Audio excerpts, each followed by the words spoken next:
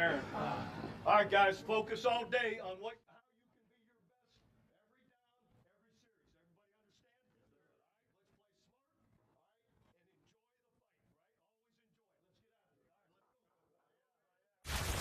you can be your best every down, every series. Everybody understand?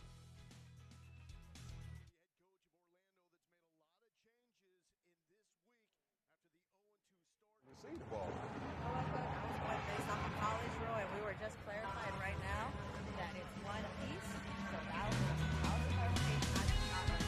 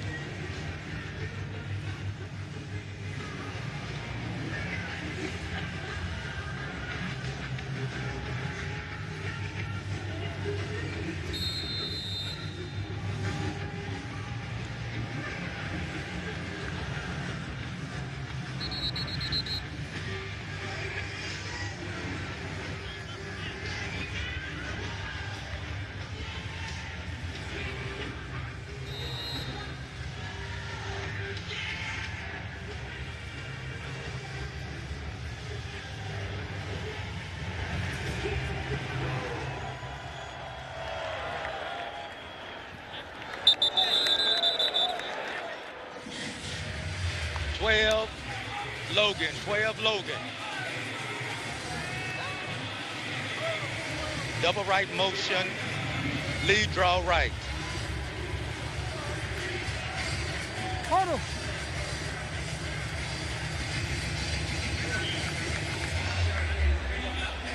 Double right motion, lead draw right. All one, ready? Double bulldog over there. 36. Ace.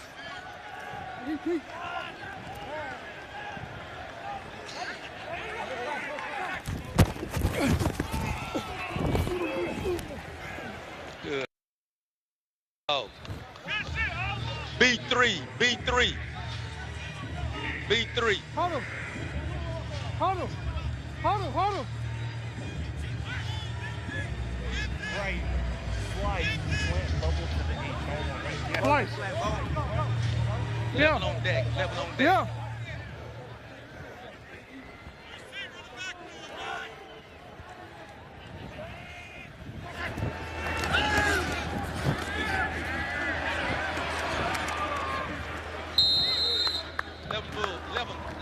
Level.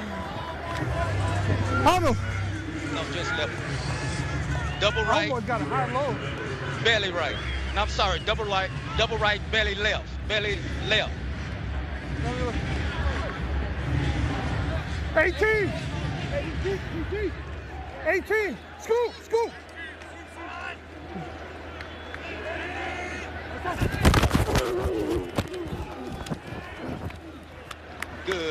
Good. Level, stay level. Double left. Belly right. Double left. Belly right.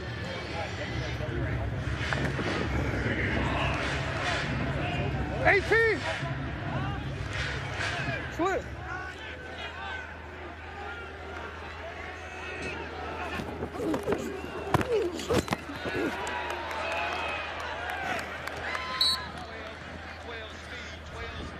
Hold him.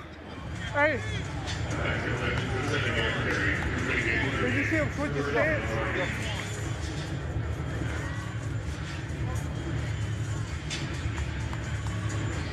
B1. B1.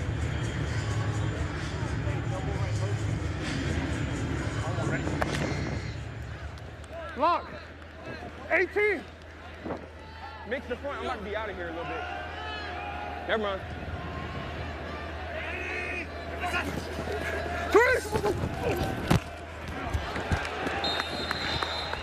Good. Hold him.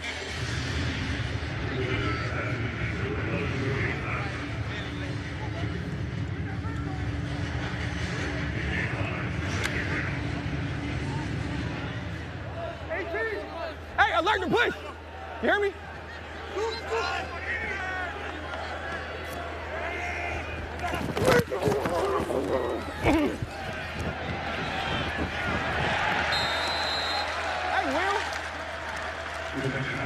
Hey, Will. Here we go. Let's go. Go combo 52 buster.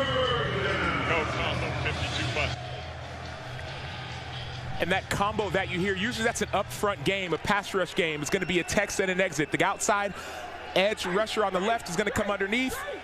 On the right, the outside guy is going to loop around.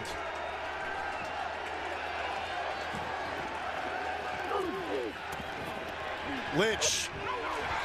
Definitely a holding there on Payne, and the flag comes in. That will be. I did not mean to Got touch two flags.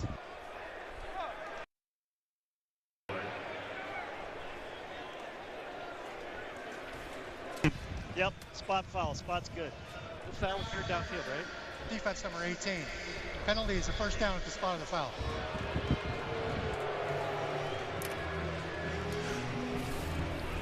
Donald Payne is asked to cover a lot. You heard him say, I did not mean to touch him. Well, by rule, if you have a twist or a turn of a receiver, it's going to be a penalty. He plays inside linebacker, but this defense requires him to cover receivers often. And so coverage has to be big for Donald Payne. He has to be better with his hands.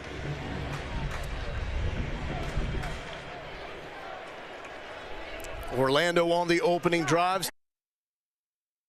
They fizzle after that. Lynch will keep again. Cutting it up. Will not be able to elude number 53, Darnell Sankey out of Sacramento State. That's a joke. We did take a ball, though. Empty right, gone right. Double smash. Wide read. Block, duel. API. 53. Crazy. Some of the talk you hear is Xavion Furcron, the center, communicating. Inside pressure, Lynch stands tall and on the money, connecting to Logan Carter out of Oklahoma State. Logan Carter. Double right, mojo, draw right. Double right, mojo, draw right. And these words are simple. You hear double right, that's the formation. But then that draw right, it's going to be a draw to the running back, to Jermaine Martin. Martin, 4.7 yards per carry. But this one's going backwards, nowhere to go. Second big play by Sankey. Second and 15. 7 personnel. B, let's go 34, 34, 34. Here we go.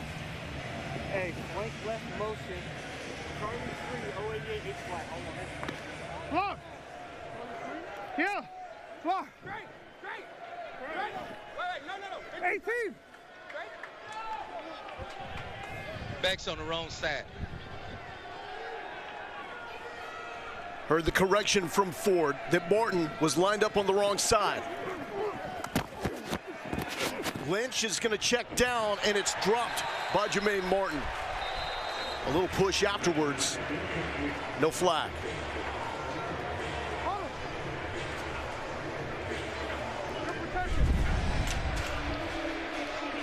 Frisco Jet. Here we go. Frisco Jet, 59 choice. Frisco Jet. Ned, 59 choice. So third down, Frisco. Pass rushers. Get to the quarterback. That's what the jet means in this. 53. Need to get it inside the 10. And we got a whistle and a flag.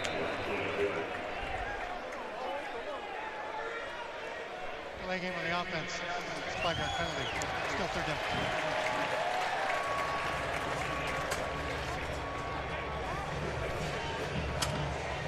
Let's go Twins right, Ace, Seattle.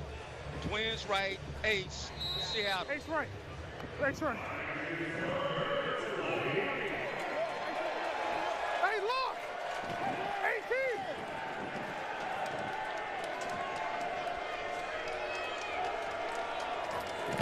Third and forever from Lynch. Lynch will pull it down and get inside the 20-yard line to make it a more manageable field goal attempt for Jose Borregales.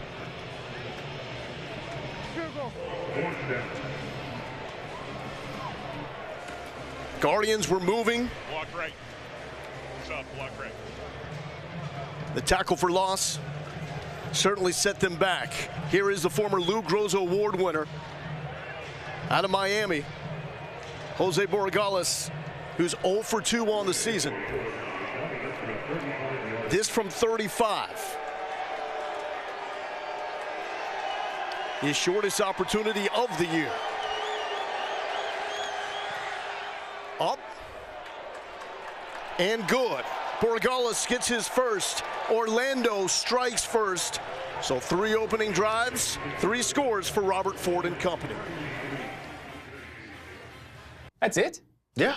Progressive's Home Quote Explorer makes it easy to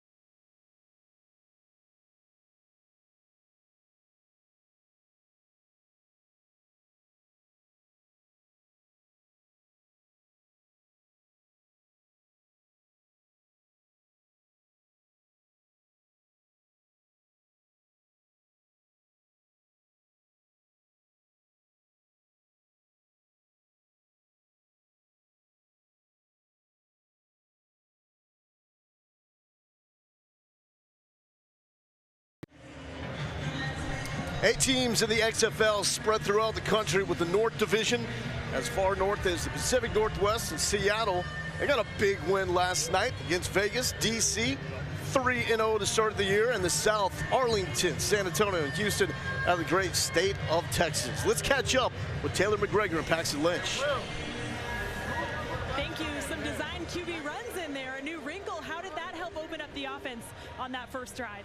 Yeah, we're just trying to do whatever we can to keep our offense on the field and drive. We've been starting the games off good, but the problem is just sustaining that focus and driving the ball down the field. A lot of moving parts on the offensive line. What did you notice about the chemistry in that limited sample size right there? Yeah, it's been good, but like I said, the first 2 games we've been scoring on the opening drives. The problem is just sustaining that focus and staying on the field for our defense and letting our defense rest. So that's what our goal is for this week. Thank you. Lowell?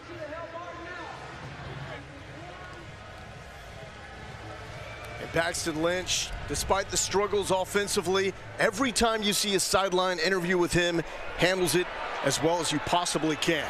Arlington with the return just north of the 25. And here's Kyle Sloter out of Northern Colorado getting the start.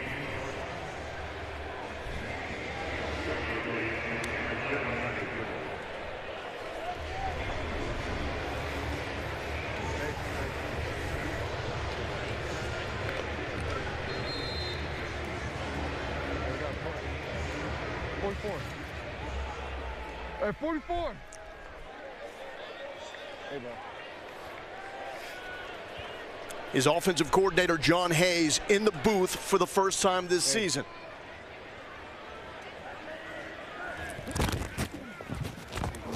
Early carry for Davion Smith out of Michigan. Jared Willis with the stop, 2 yards. Let's go. Steer 2. Steer.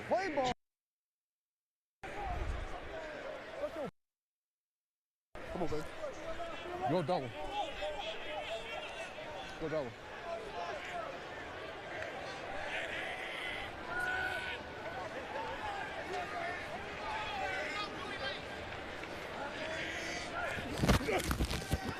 Quick pass, Sloter to Tyler Vaughns, and a couple more yards.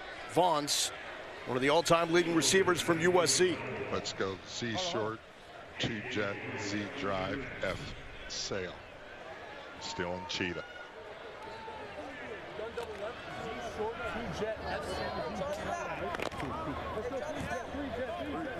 44. Rock. Single. Yeah. Go, go, go.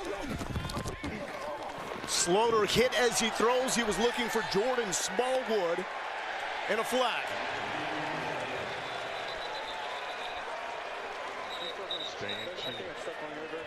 Yeah, I know. Let's go Colt 3. Colt 3. Change to double right. Double right. Y'all back up, back up. D-tackle.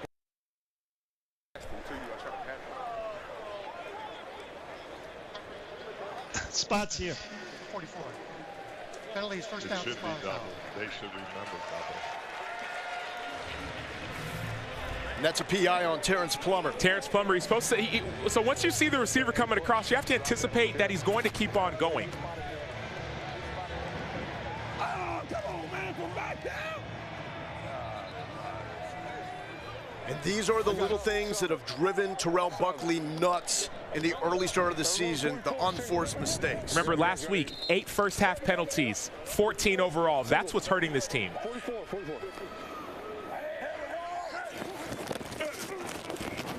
Back to the ground. And Davion Smith. No Keith Ford, who was released by Arlington this week. We got over, invert, 3 stage. Over, invert, 3 stage.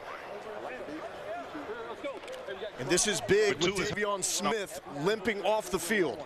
Tracks. Hey, Charlotte. Hey, single.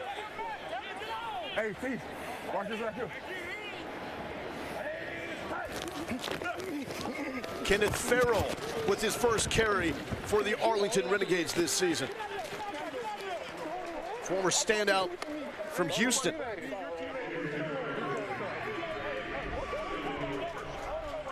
Get your ass back there. Hey, shut them with us up. We got gun double right, 200 jet. We got gun double left, 300 jet, Z smoke, F lane, F1.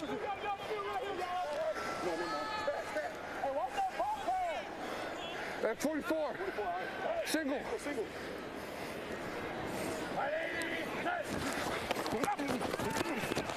Slaughter, quick pass is going to be close to the sticks, looking for Brandon Arcanata. That's going to be fourth down.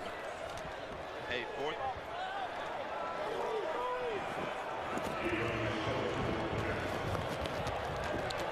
The Arlington fans want Bob Stoops to go for this. Well, you realize that if you punt it right now, this team is thinking about field position. We remember last week all the penalties for Arlington and even some of the missed opportunities in the special teams game. They're trying to win the special teams battle, the field position battle, which is why you punt here. Marquette King, the punter, former All-Pro in the NFL. Flag before the kick. Justin Rogers from inside the 10.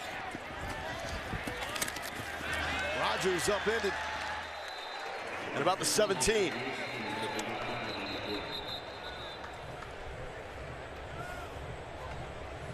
We have legal formation on the kicking team, so we can either tack that on or free kick. So what do you want to do? Tack it on from the 18 to the 23 or re-kick? He wants to re-kick. Illegal formation on the kicking team.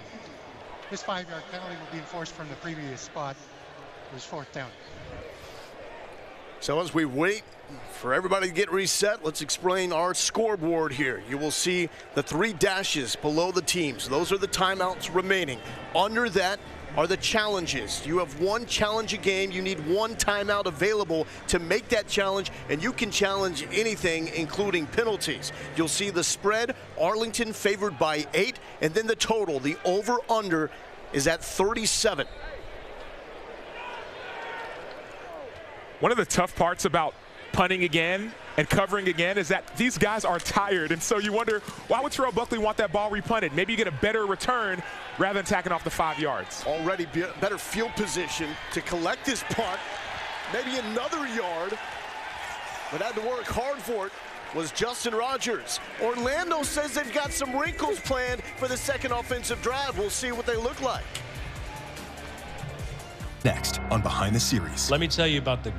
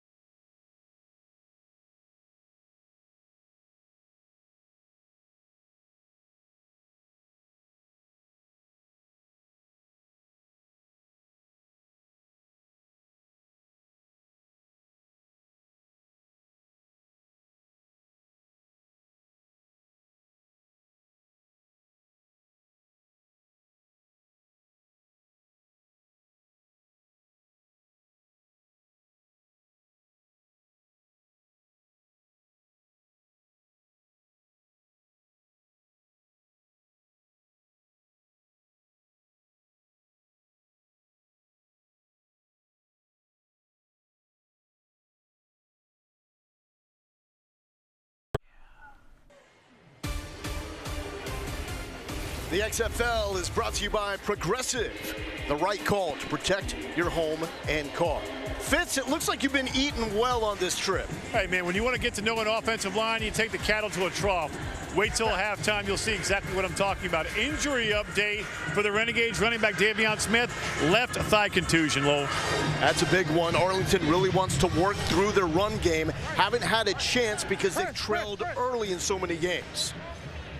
That's been their goal. They want to establish the run. They haven't been able to because of the penalties and the turnovers. So outside of opening drives, the Orlando offense has not been good. Back to the ground. Martin tries to take the right side backwards. Let's check in with T-Mac. Thank you. Here with middle linebacker Terrence Plummer. What did you make of that opening drive for your defense? We did what we were supposed to do. We've been prepared for it. We came out physical. We got to maintain that for the rest of the game. Linebackers coach Mark Snyder was talking to you. What did he say? He said, you know, make sure we get our calls, make sure we getting everything lined up like we're supposed to. We stay sound. We should be good in this game. So that's going to be my job to help out, and my teammates going to help me with that too. Thank you. Lowell? Taylor, thank you. Lynch was solid on the first drive. Martin hit from behind. The ball is out. Arlington with their 7th takeaway of the season, but we've got a flag down at the 5. The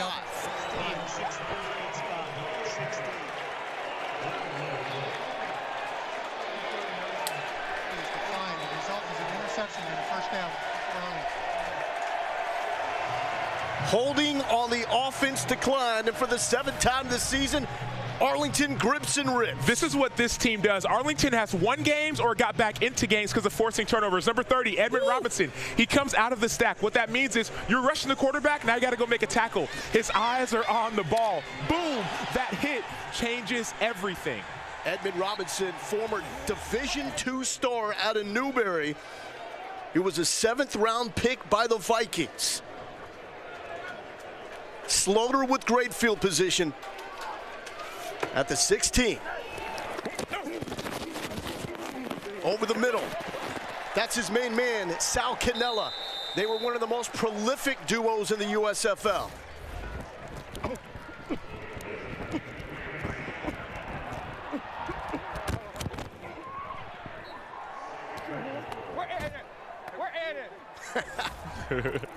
Absolutely love those looks. 44.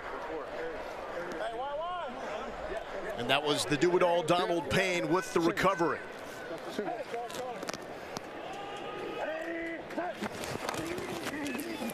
Farrell, full head of steam, down to the 5. He'll have enough for the first down. Renegades, this is how they score. Every touchdown they have this season is a point off a turnover. Either a pick six or after a takeaway, a touchdown. And that is Davion Smith checking back into the game. And sometimes that becomes your identity. People say, well, these turnovers. Jumbo. Let's go jumbo. Let's go strong right 34-205. You focus on taking the ball away. It's a skill that can be acquired. Hey, we're strong right 34-205 on the quick. Ready? Hey, 73. Hey. No, go double deuce. Left side of the line is Cannella. To the ground. Smith, jump cut, chipping away.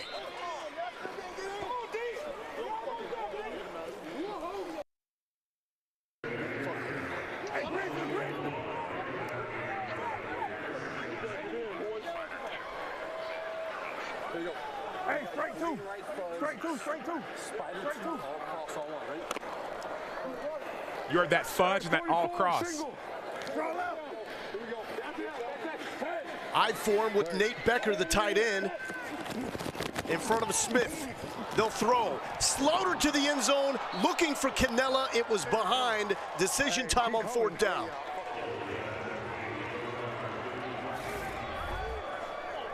Sometimes you talk about these plays. You want to get all your big guys in there, but then an all-cross, run a passing route. Unfortunately, this was behind Cannella, which is why the ball wasn't completed. But it worked as far as Orlando had their big personnel. You heard them say Grizzly in the game. That will set up Taylor Russolino. Russolino, 12 for 14 in his XFL career going back to 2020. 21 yards to get the Renegades on the board, and it is good. We got a tie game at 3. If you went with the under with 33 seconds left in the first quarter, you're feeling great, Sam. Feeling great. One thing that I love is the way that Orlando has started this game.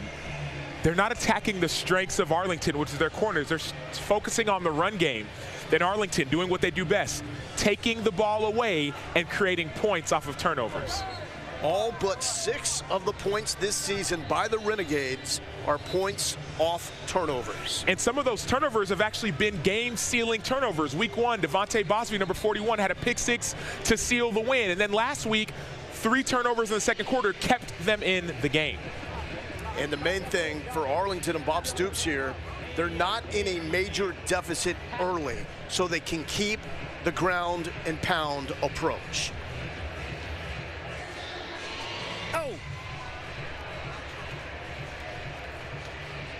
Justin Rogers took a big hit last time. He was back for a return off the punt. See if he gets some room here. Placement is the name of the game for the kickers. Don't want to put this out of bounds and give the opponent the ball at the 45-yard line. So looking to squeeze this in between the 20 and the goal line. No one can move until the ball is caught. This one goes into the end zone. So decent field position here for Orlando. Coming up over on ESPN2 and ESPN Deportes, the San Antonio Brahmas and Houston Roughnecks round out XFL Week 3. Scheduled at 8 Eastern, 5 Pacific. Also available on ESPN+. And wow, you're talking about Wade Phillips, their defense getting after you. Harris, Ward, 12 sacks, 4 interceptions. That will get it done. Look at the difference. Second most has 7. That's not saying the offensive lines are bad. It's saying how good the Houston edge defenders are. Kelvin Taylor, the running back with Paxton Lynch. And here is the son of the great Fred Taylor. And nothing doing. Stout up front for Arlington.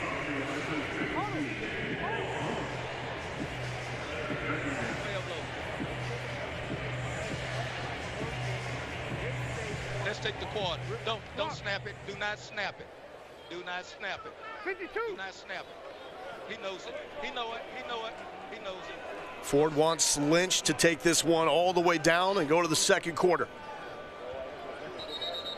And the veteran quarterback will. So Orlando with a good opening drive. It stalled. They settled for a field goal. And then Arlington with their 7th takeaway of the season.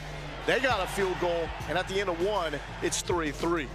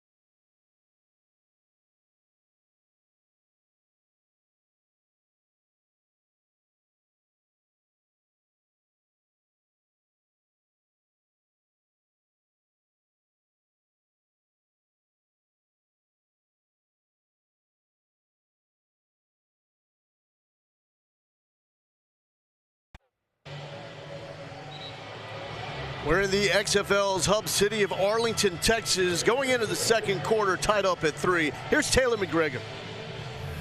Coach, I just saw you talking to the referees. What were you talking to them about? They holding our center on a punt. So we're just trying to make sure that they looking at that and we get that call. I know you wanted to clean up penalties and turnovers. How do you fix that in the middle of a game right now? Just keep going. We had the one he was hit behind right there, and we're trying to get our line to move up. So they're doing a good job. Thank you. Bull? Orlando has been outscored 36-0 across the second and third quarters through 2 games. But Coach Buckley showed his team a highlight video on Monday and put a very positive spin on what has been a rough start to the year. Lynch play action. Lynch will go down. Swallowed up. Will Hill was there along with Bunmi Rotimi, who was just signed this week. Will Hill lives in the backfield. He had a huge tackle for loss last week. We talked about offensive line. This is Will Hill on the tight end, winning inside. He's a defensive back, but he knows how to live in the backfield, get after quarterbacks, and win his one-on-one. Hill, an absolutely great player at Florida. Rotimi out of Old Dominion. Delay. A good defense up the middle by T.J. Barnes, a mountain of a man.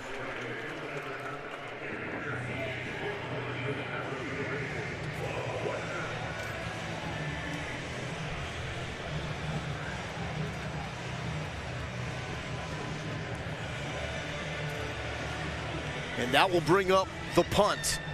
This is Mac Brown to punt. Johnny Townsend was injured on a roughing call last week.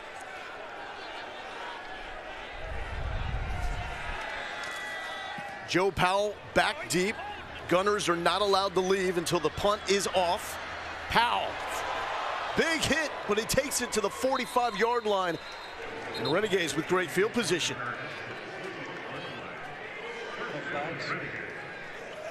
Okay. 45. We now welcome in Dean Blandino, VP of Officiating. Dean, when it comes to the kicking game, what are the rules based around when it comes to the punt returns? Yeah, whether it's punt return or kick return, we really want to incentivize the return, keep the return in the game. So for kickers, don't kick to the boundary, right? The kickoff out of bounds, punt out of bounds, especially inside the 35, is going to be punitive. And that was the goal, right? Keep the returns in the game. Dean, you're killing it. We appreciate the insight. Sloter scrambling, and we'll get positive yards on first down.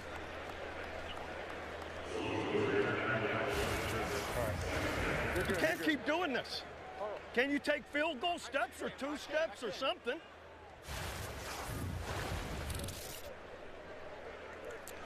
What he's saying is the first 2 kicks, we've seen them go, the kickoffs, been in the end zone. That means the offense gets better field position at the 35-yard line. So that's why he's saying, hey, we need that inside the 20, but not in the end zone. Back to work for Smith. Hardy gain up the middle. Dean Blandino talked about some of these rules to incentivize returns. Well, one of those rules on the kickoff is if the ball goes into the end zone, that's called a major touchback, the ball comes all the way out to the 35-yard line. So you have to kick it, whether wind or what have you, it has to be in the field of play.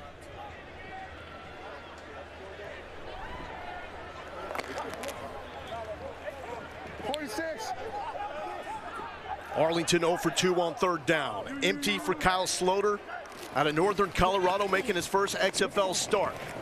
Tight window secured by the former Washington State Cougar, Brandon Arconada. Brandon Arconado out of Washington State. He tied the single season record at Washington State with 700-yard receiving games. 78 catches in his final year. You want to take a guess how many he had before that? I don't know. 4. Definition of a breakout year. 46. Here's Smith.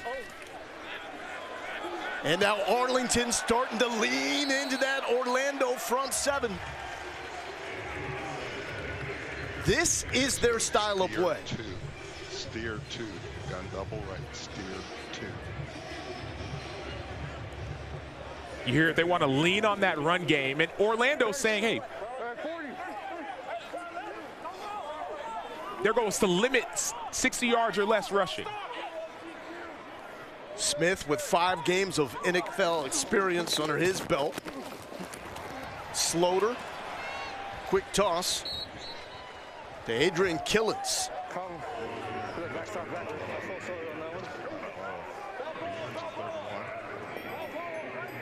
Killens out of UCF knows all about football in Orlando. Smith and the Wolverines got the first down.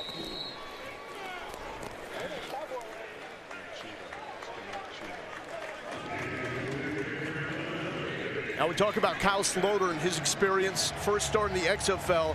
He's actually been on the active roster in the NFL with the Lions and Vikings, but did not get in-game experience. He's been on 7 different NFL teams, undrafted in 2017, has experience, but hasn't been able to get on the field. Sloter, he's an athlete, throwing on the run, the comeback, and that was well out of bounds, and a flag. 21. Your flag good? Flag good? Is your flag good? 21 of the defense. Penalties, a first down at the spot. 17. Karina, we go with this spot?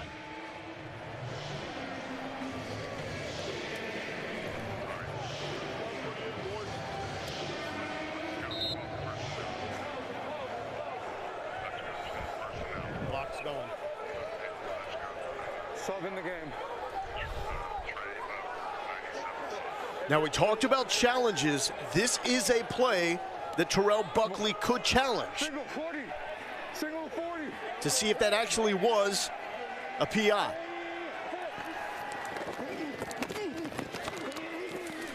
Into traffic, and Orlando stands on a 1st and 10.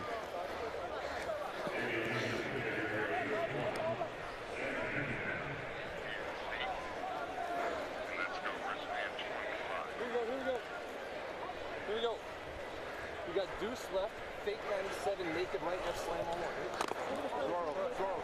So you're that naked call. It's going to be a naked boot. Fake run, he's going to run out, no blockers in front of him.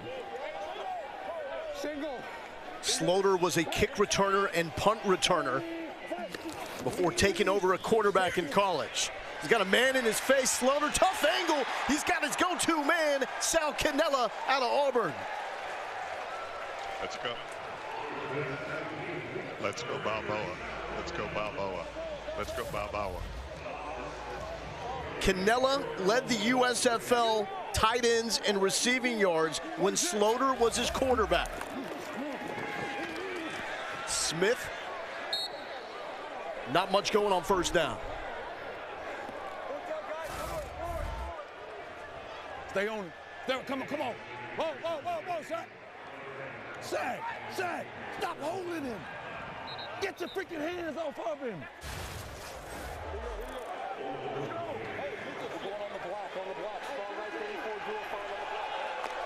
4th and 1. All the tight ends in for Arlington.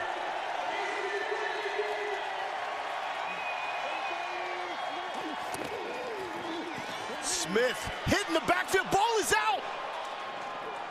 Still out, and it's going to be whistled at the 10-yard line with no recovery. Let's go, baby. We gotta go. Jacoby Jones, 2 sacks in week 1, and a huge forced fumble here in the red zone. The former Texas Longhorn with the biggest defensive play in this game for Orlando. And it started with Savion Patton, number 88, winning on the inside. Then Jacoby Jones getting off a block and knocking the ball loose. Once again, not turnovers, you're taking the ball away. Orlando, they've been down, but showing here in Arlington, certainly not out.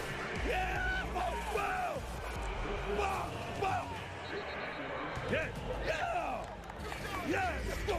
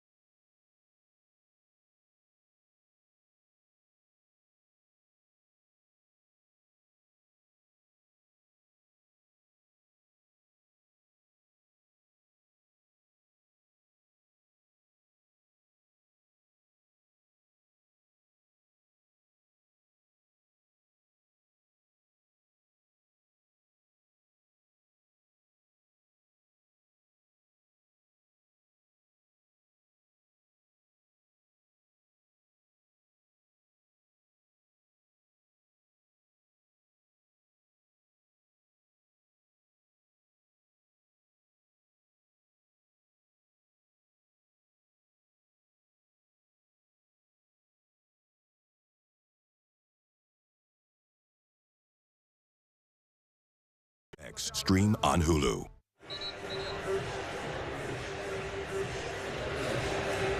Welcome back to Orlando. Let's bring in Dean Blandino. Dean, can you clean up what we just saw with 4th down and the 4th fumble? Yeah, remember, on 4th down or in the last 2 minutes of the half, there's a rule, either a 4th down fumble or 2 minute. Only the fumbling player can recover in advance. And since number 77 for Arlington recovered, he wasn't the fumbling player. It comes back to that spot. The play is blown dead. That's why the ball's at the 10. Dean, thank you so much. We appreciate it. You got it. And Jacoby Jones was one of the players that T-Buck pointed out coming into this game. He's been a force defensively. He's had limited reps, but every time he's gotten in the game, he's made plays, getting sacks, affecting the quarterback, tackles in the run game. That's what this team has been looking for. Jermaine Martin, 1st down. That's a solid gain.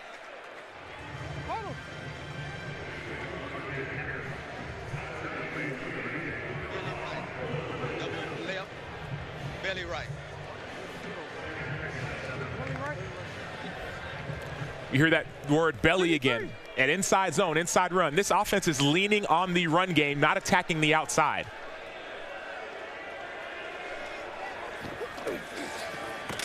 Back to Martin. And Edmund Robinson, who had the earlier forced fumble, got there quickly. What starts to happen is the defenses adjust. Here we go. Let's go.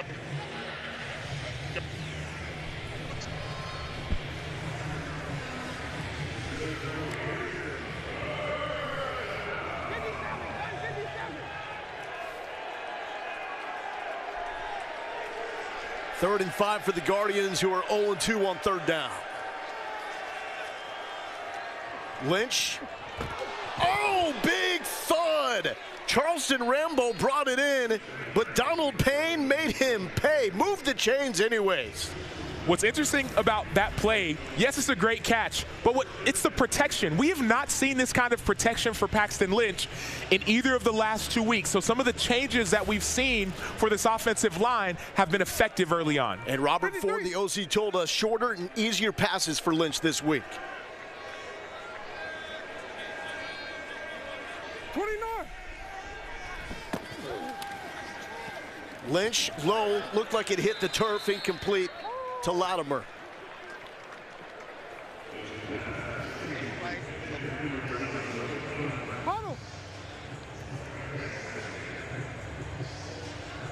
One of the things you hear 53, 29. That's the center.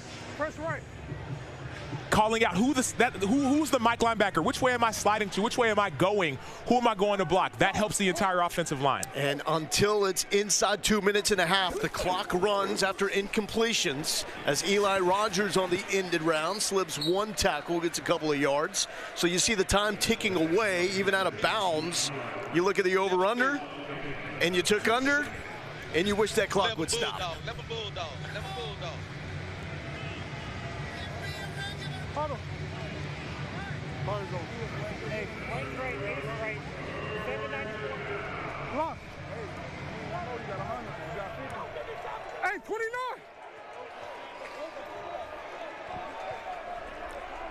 Go on, lock. Lynch out of breath calling the plays. Former first rounder by the Broncos, and we will have a timeout.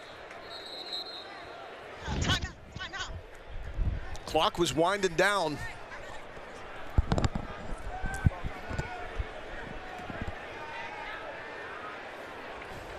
Prior to the expiration of the play clock, timeout, Arlington, first of the half. Wow, so it's Arlington with the timeout. Well, one thing to note, and this may not be why Arlington called the timeout, but keep that play you just saw in the back of your mind, because in the XFL, double passes are allowed. So you could have that pass and another pass could come after that.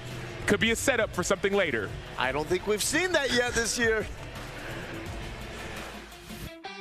What's your favorite part of a Kit Kat?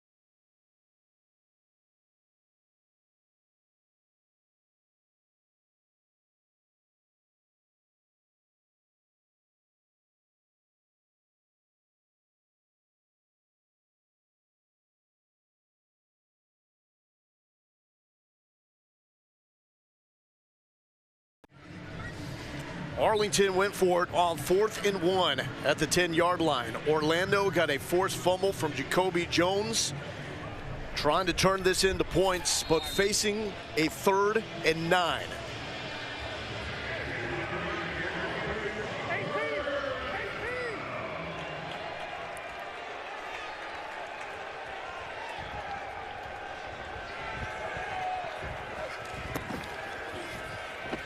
Lynch with time behind Rodgers. Did Rodgers make the catch? He did. Eli Rodgers, former Pittsburgh Steeler, with a gain of 19.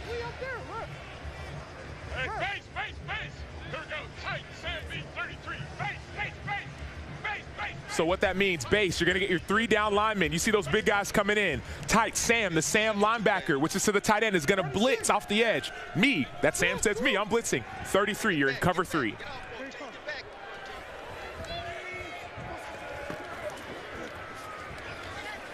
Lynch feels the pressure. He's got an open man. Connecting to Lance Lenoir, joined the team before the last game against San Antonio. That's his first catch in the XFL. Out of Western Illinois.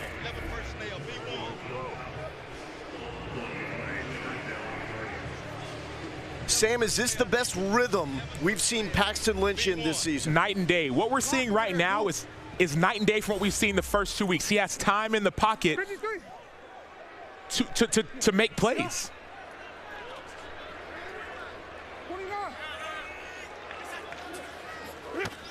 Pressure, blindside, he felt it, and it's on the money to Charleston Rambo. The all-ACCer from the U.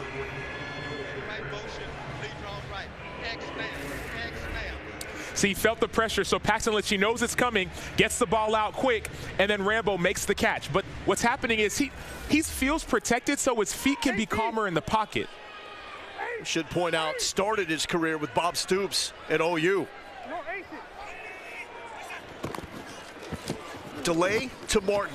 Left side, Martin. And we got a flag coming in. Arlington saying it's a hold on Orlando. Holding. 59 of the offense. It's a 10-yard penalty still. First down. That's the center, Xavion Furcron.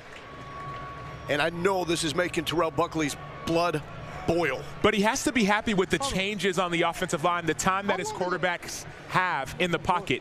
That has to be pleasing him. I understand the penalties, but this long sustained drive is the first one we've seen past the first series in either of the last 2 games. They made changes on the offensive line. They brought Brett Boyko in out of UNLV. He gets to start at left tackle. It allows him to move Abdul Beecham, number 77, from left tackle to right tackle, where he's more comfortable. 1st and 20. Quick pass by Lynch, and that's back to Rambo. Fitz, what do you got? Lowell, this line on this game opened at Arlington -8. It is now down to Arlington -3.5 to 4 at Caesar Sportsbook. And now it's down to 2.5, I'm told. So, Sacho, I wonder with this offense right now, the communication from offensive coordinator Robert Ford not going through Shane Matthews and just a direct communication now, how that's kind of streamlined the play calling here for Orlando. Yes, and if you're listening, you're saying, man, these play calls don't sound the same as the first 2 weeks. To Martin, following the big boys on the left side, and the ball is stripped. Arlington says they've got it, and they do.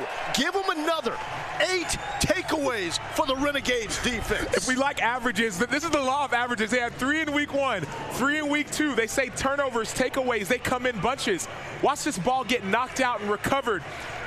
Arlington has won games this way, and sometimes if you don't have a rhythm offensively, or maybe even defensively, you find ways to make plays. That ball looked like it was knocked out by his own teammate. That was Fred Eloina from Oregon State. His left elbow got into Martin, and that knocked the football out. Josiah Coatney recovers. Wow.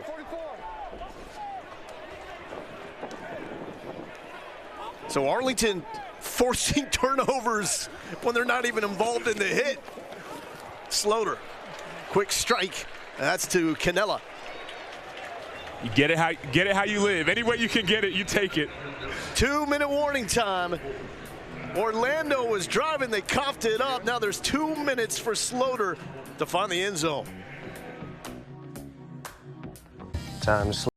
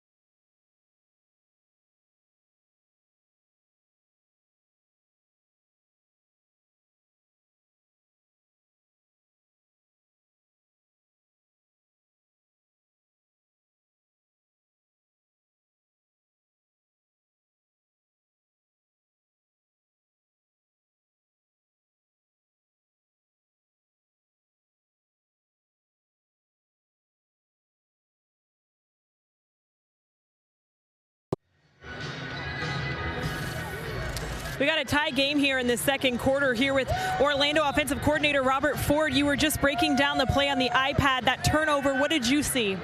Well, he was a little loose with the football. Only thing that the running back needs to do is hit the hole a little bit quicker.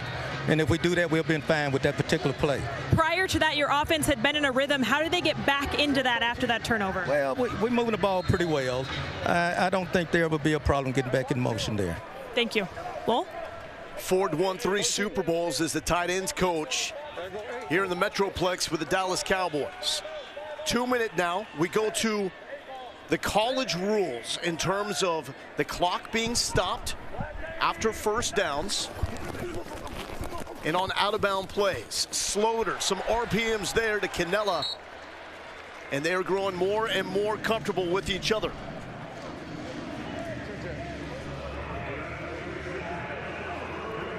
Arlington has 2 timeouts to work with.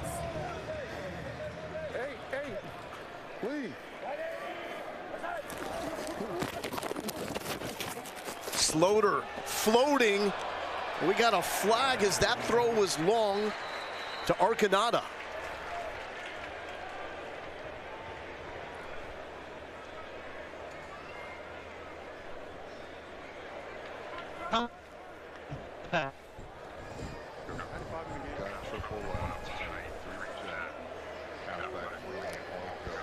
Prior to the pass, illegal contact, 13 of the defense. This is a 5-yard penalty with an automatic first down. So that call, obviously, if there's going to be a wristband 36. You can't make contact after 5 yards. That contact after 5 yards is going to be an illegal contact 5-yard penalty. Sometimes you do that because you're out of position. So you need to move up a little bit if you're going to reroute a receiver.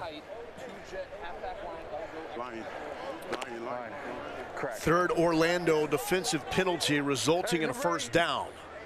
Yep. Lee. Yeah, but slide to it. Right side pressure, and Sloter's just going to have to spike this one. The first 3 episodes of the 9-part docuseries Player 54, Chasing the XFL Dream, are available now on ESPN+. Award-winning director Peter Berg brings you inside the creation of the league and takes an in-depth look at the players and coaches living their dream of playing professional football. To get ESPN Plus, go to espnplus.com or download the ESPN app. We're good.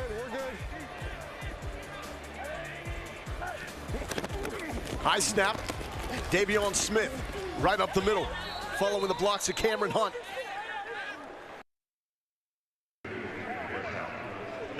Now we gotta match him. Let's go gun double left, 3 jet, pivots.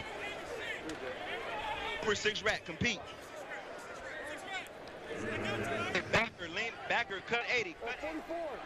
Cut 80, that means the inside linebacker is going to go to number 80, so they're going to have him double teamed when you see these pivot routes come in. Looking for Tyler Vaughn's incomplete.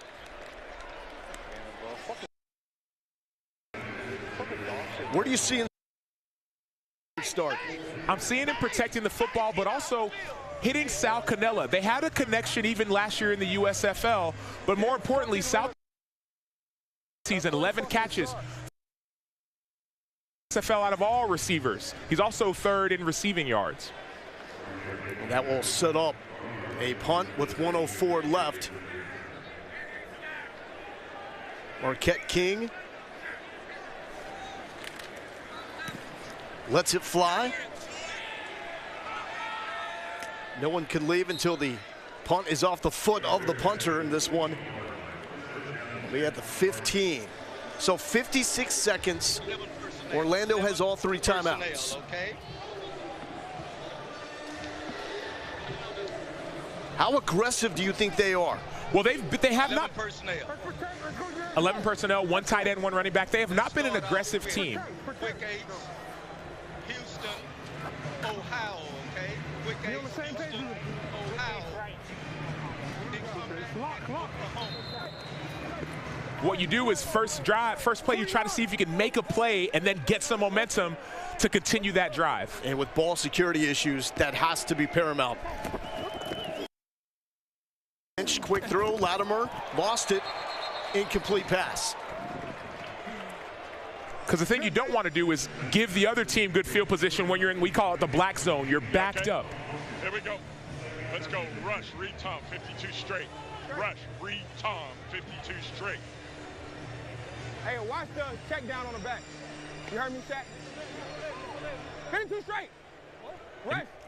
52 straight. Donald Payne alerting his defense to watch the check down. Take him. Because Kelvin Taylor is the running back. Delay, Taylor with some room to run. And that's a gain of 8 yards. Let's go. If you went with the over, I'm sorry. You will be sweating out the second half. So you're at super text and 1 peel. That means whoever's on the edge to the running back is going to peel if the running back releases. You got a man-to-man. Super text should be 2 inside defensive tackles going one way, and then 1 guy on the outside looping around. 3rd down for Lynch to Latimer. Latimer showing the burst out of bounds as well to stop the clock. And he's at the 47-yard line. Gain of 25 for the former Indiana Hoosier. So you hear plays like super text, that's a blitz. You're bringing 4, 5, even 6 people. So you're going to have to be one-on-one, and you have to win your one-on-one. Latimer knows that. He knows the middle of the field is going to be open, and they had a great connection. But now are you kicking yourself that you didn't use those timeouts? I mean, obviously content just to go on the break, knowing they're tied and not trailing. And that goes with that mentality of whether you're being aggressive versus playing it safe. And we've seen this team first couple weeks play it safe. Now they're trying to open up the playbook a little bit more. Coming up over on ESPN2 and ESPN Deportes, the San Antonio Brahmas and Houston Roughnecks rounding out XFL Week 3, 8 Eastern, 5 Pacific, also available on ESPN+. First 2 games of Week 3 have been offensive thrillers, more than 50 points in each game, and now we've got 6 points total here with these 2 teams. Sea Dragons, wow. Ben DiNucci on a 4th and short, hooked up with Josh Gordon, the former NFL star, for the game-winning score. And then the defenders. First off, St. Louis tried to come back. They went for the 4th and 15 again, like week 1, didn't get it. But man, the crowd in D.C., they've established themselves as the best home field advantage in the XFL thus far. We're good. 6 seconds for Robert Ford and his Orlando offense. Lynch steps up and is just going to throw this away as he is hit by Sankey. And we got 1 second on the clock. See the Guardians teammates checking on their quarterback. Surprised that we haven't seen DeAndre Francois at all? I'm not surprised based off how this game is going. We heard from Terrell Buckley, head coach of the Orlando Guardians, that they're still evaluating the quarterbacks, but this offensive line change has allowed Paxton Lynch to look more comfortable. And so if you're comfortable, there's nothing to change right now. He's driving his offense down the field, and some turnovers have hurt them. And as Orlando takes a knee here, any doubt this is a win for the Guardians in the first half? No, there's no doubt at all. Orlando, you heard Robert Ford, offensive coordinator, say, hey, let's take the quarter. Why? Well, historically, we've been great in first quarters. We've struggled in the second and third. So let's get some confidence going. And now we're looking at saying 3-3 at halftime. We've beat ourselves in a couple ways, and it's still tied. So let's find a way to build our confidence back and win this game in the second half. Meanwhile, the quarterback change for Arlington, going from Drew Plitt to Kyle Slaughter, has not led to any touchdown action. We got a lot coming up at the half, including Ian Fitzsimmons taking an entire offensive line out to eat. Subway keeps upping their game with the Subway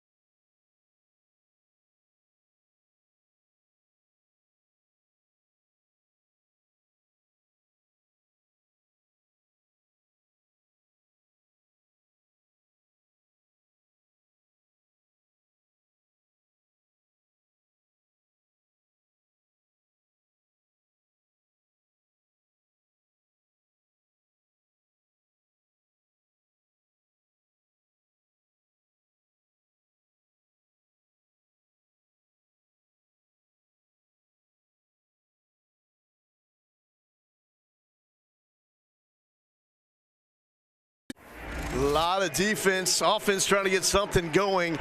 Orlando thought they were cooking. Jermaine Martin got to the outside, but his offensive lineman knocks it free. We heard from the Orlando offensive coordinator, Robert Ford, after that, and said Martin just got a little bit loose with the football. So a lot of really good defensive stands by both teams inside the 30, which gives us a 3-3 ball game. Loa Galindo here with Sam Acho, but Terrell Buckley, talking with him leading into this game, he was super positive and really tried to show his guys all the good that they have done despite an 0-2 record. Seems like it's paying off. And even if you're 0-2, you realize you're not that far off. This is the XFL South, a divisional game, and so all of a sudden if you win this game, you build the confidence back in your team. Like they said, one play at a time.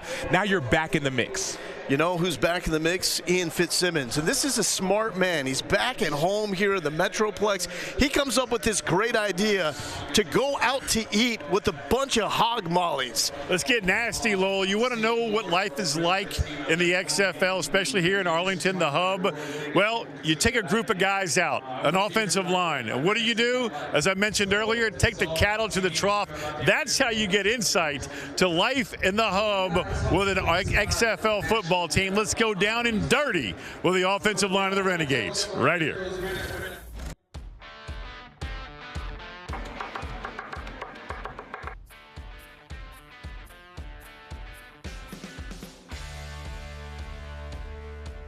We got these down here, man. So pass these around.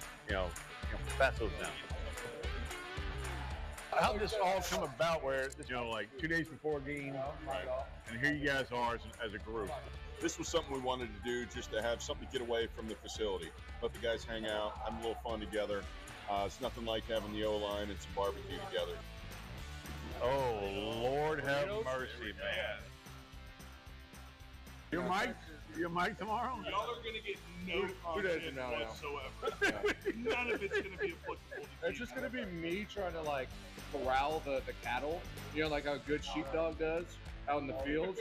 That's what my job is corral the cattle and make sure they're, like, going the right way and make sure that they don't get off track. And especially with this one, oh, man, you got to pull the reins back on them, Because him and I already, we have very similar play styles, so we kind of bounce off each other, feed off each other, if somebody's missing, talking. How was the Airbnb with these two idiots? Oh man, it was all right. Mario Kart? This is where it's going. It gets serious. Madden is a fake game. Yeah. It's not real football. But that kart, man, it's so good.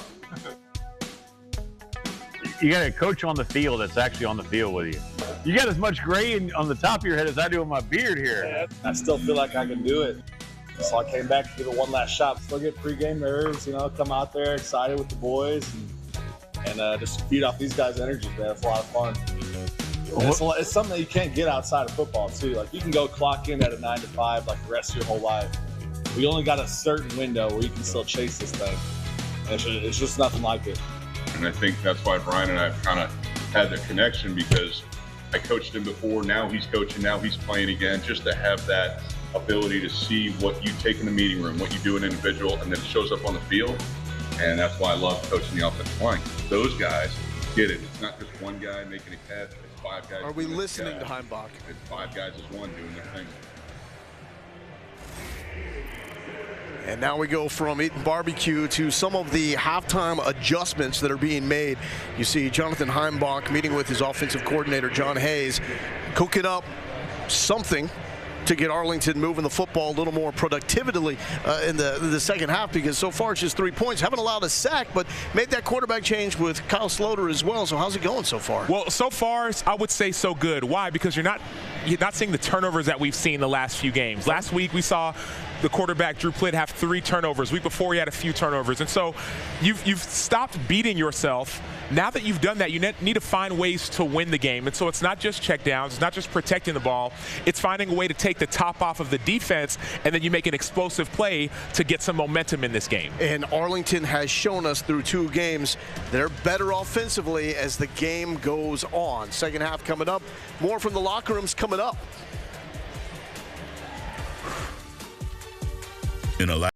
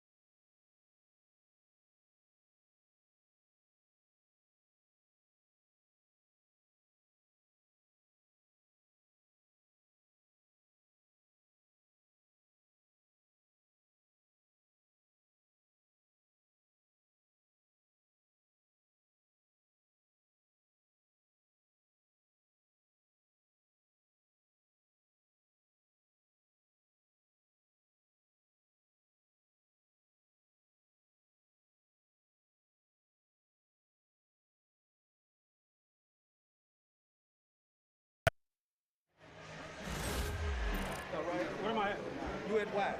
So do I'm on the right. 11 personnel. If we go 11 personnel, you will be. Be a regular split. Yes. Want to run waggle. Waggle at 9. Fake truck. Fake the truck. And run waggle. I'm gonna run the over from the wide. I'm do it right. Let me say it right. Do it right. Fake boot. At 8. Do it right move. Yes. Do it right move. Fake boot. But I'm the wide. Right.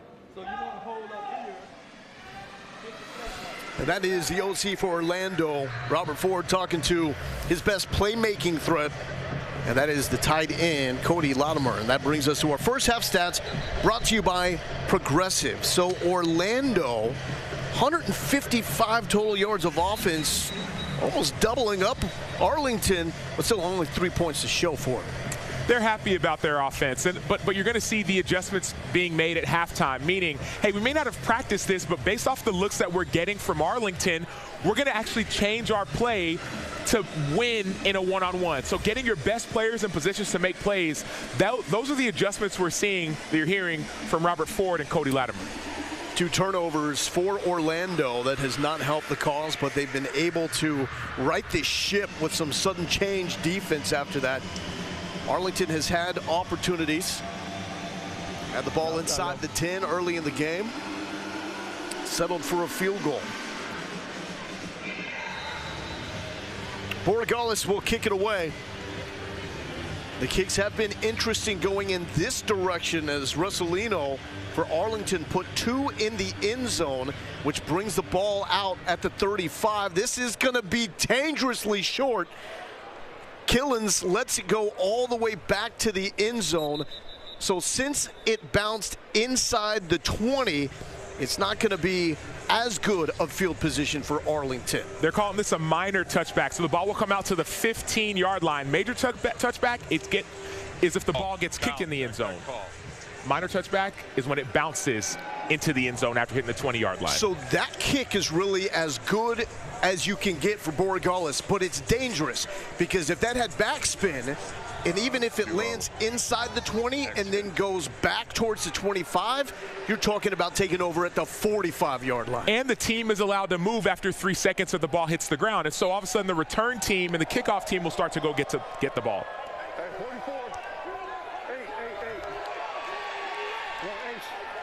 Kyle Slaughter got the start over Drew Plitt. He's 8 for 11, but only 40 yards. Heavy formation for Davion Smith, star out of Michigan. Fitz. Well, this game opened and then closed around 7.5, 8 at Caesars, with Arlington being favored. Right now, it's around 3. Hey, Lowell, that's a great middle right now. If you want to play Arlington, it's a 5-point swing. I'm in. The 8-point spread, the largest by far that we have seen coming into a game this season. And offenses have been exploding in week 3. They've grinded to a halt here. Nice route, Slaughter putting it on the spot to Lawan Winningham, his second catch of the year out of Central Arkansas. Let's go wristband 11. 11 big, wristband 11. Now, why are we seeing Hayes in the booth this game? Well, last week he was down on the field. He said, man, I want to be more clinical. I want to get away from all the noise. I'm going to go up in the booth and see if I can dissect the game that way. And we're seeing benefits.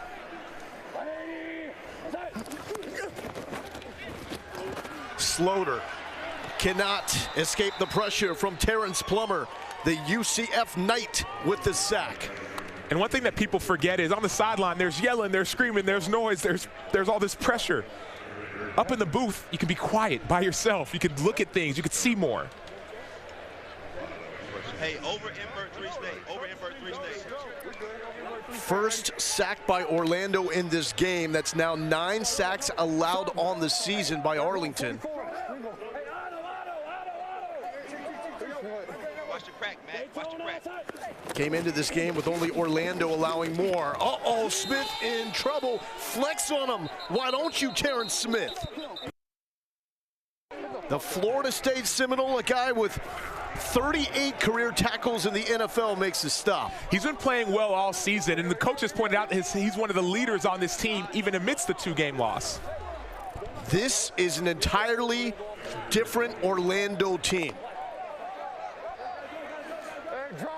The struggles of the first 2 weeks are behind them.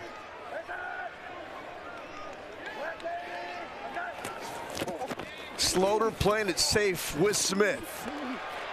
Smith to the 30-yard line where he's brought down by Matt Elam, the former Florida Gator and NFL star. You heard Tony Carter, defensive coordinator, say to Matt Elam on that last play with the seconds waning down, watch the crack, watch the crack. That's the difference in the XFL. Coaches can talk to players all the way down till the ball is snapped. And not just one player like it is in the NFL. They have multiple players have headsets that they can hear from. The big leg of Marquette King on a line. Want to keep this one out of the end zone, but it's going to go into the end zone, so we're out at the 35. Let's take a look at today's game flow, brought to you by Progressive. Hey, alert the push. You hear me? Block right. Block right. Hey, when I'm in, Will, I can give him the call. I ain't got it. Hey, give me a call.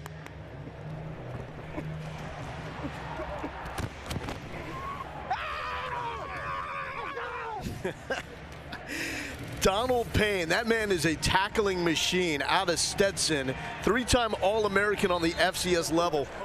He had 538 tackles in his career. He had 30 tackles in one game. One game.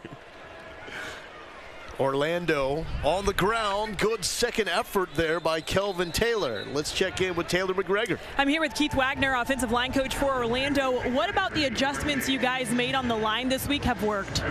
Well, we brought in another player, and that's what we've been doing. We've just been upgrading our talent. You know, the guys that we took early, you know, they were good players, but, you know, we needed to upgrade. So we took Brett Boyko, who played in the NFL for 3 years, and he's a starting left tackle, and he's really solidified that spot right now. How do you feel like it's changed Lynch's pocket presence? I think a lot of times because now he can be confident to sit back there and he doesn't have to worry about guys being on him right now. I think that's given him a lot more confidence to set his feet and throw because he's really a big-time quarterback. Thanks, Coach. Bull. And a big body at 6'7", 244, and putting all of that into Shakur Brown and Joe Powell. That's been a wrinkle we've seen more. The legs. Yeah, he's kept the ball more. Remember, he's a first-round pick. He's big, he's tall, he's long. He hasn't used his legs as much this season. Now he's getting able to do it. 22 yards on the ground for Paxton Lynch. Now showing the arm. Good blitz pickup there by Taylor to keep Lynch clean.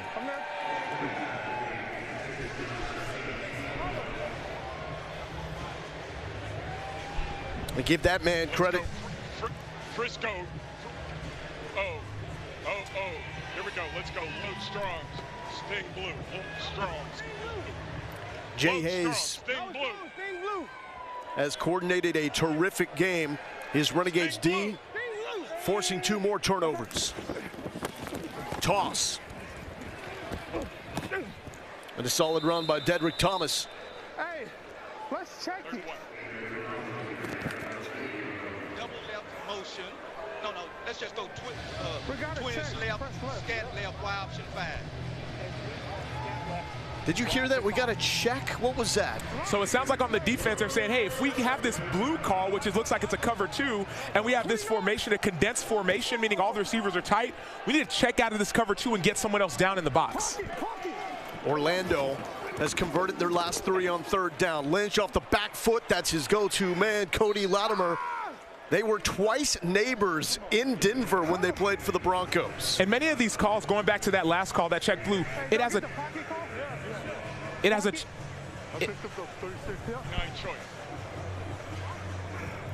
a check based off of formation.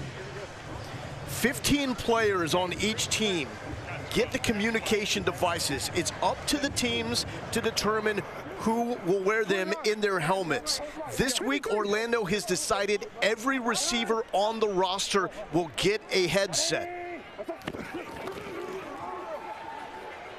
because there's a lot of newness with this offense. Lynch hit hard, brought down. Darnell Sankey and Josiah Coatney are there.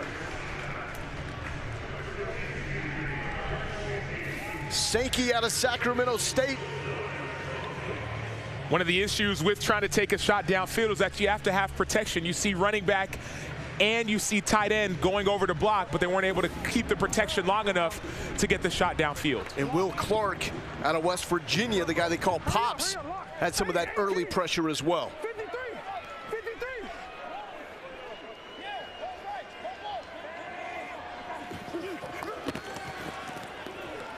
Over the middle, nearly picked off. It was right in the breadbasket for Sankey. You want Buster? That went right through the hands. Let's go.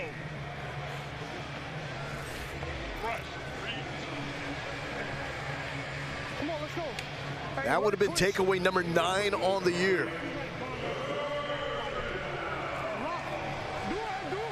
Third and 17, do you play this like you've got 2 plays? Makes it a little more interesting with the dynamics of the punt, not wanting it to go into the end zone. And let them take over on the 35. The lofted pass for Rodgers. He was covered downfield by Shakur Brown.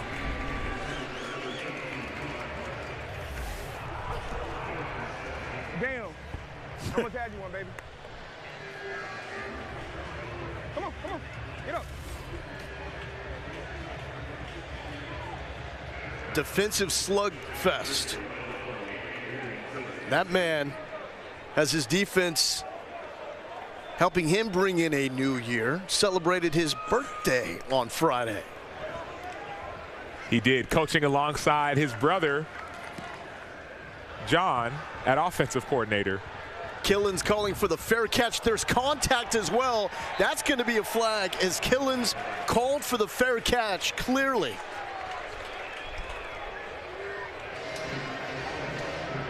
After the play was over, I had personal foul, unnecessary roughness, kicking team number 80.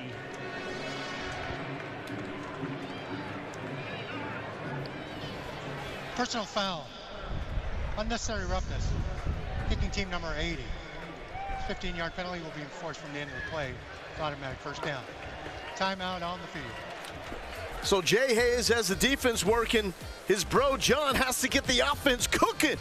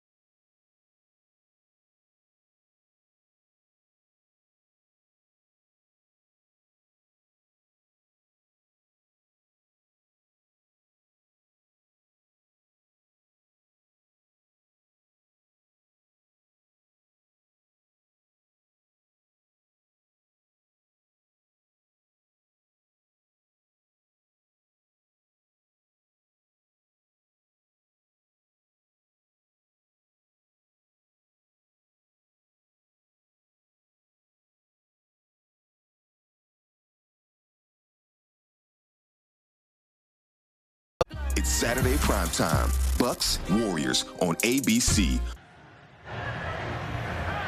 Welcome back to Arlington, 3-3 here in the third quarter. The Orlando Guardians were in the headlines they did not want to be in this week when it was reported by multiple outlets that their backup quarterback, Quentin Dormady, was sharing his team's plays with the opposition. None of this has been confirmed, but we do want to share with you what we know. He was released by his team on Friday, then reinstated yesterday, that was Saturday, by the XFL, and he is currently on the reserve list and inactive in today's game. The XFL put out a statement yesterday saying that the league is actively reviewing a personnel issue regarding a player on the Orlando Guardians who was released from the team yesterday afternoon.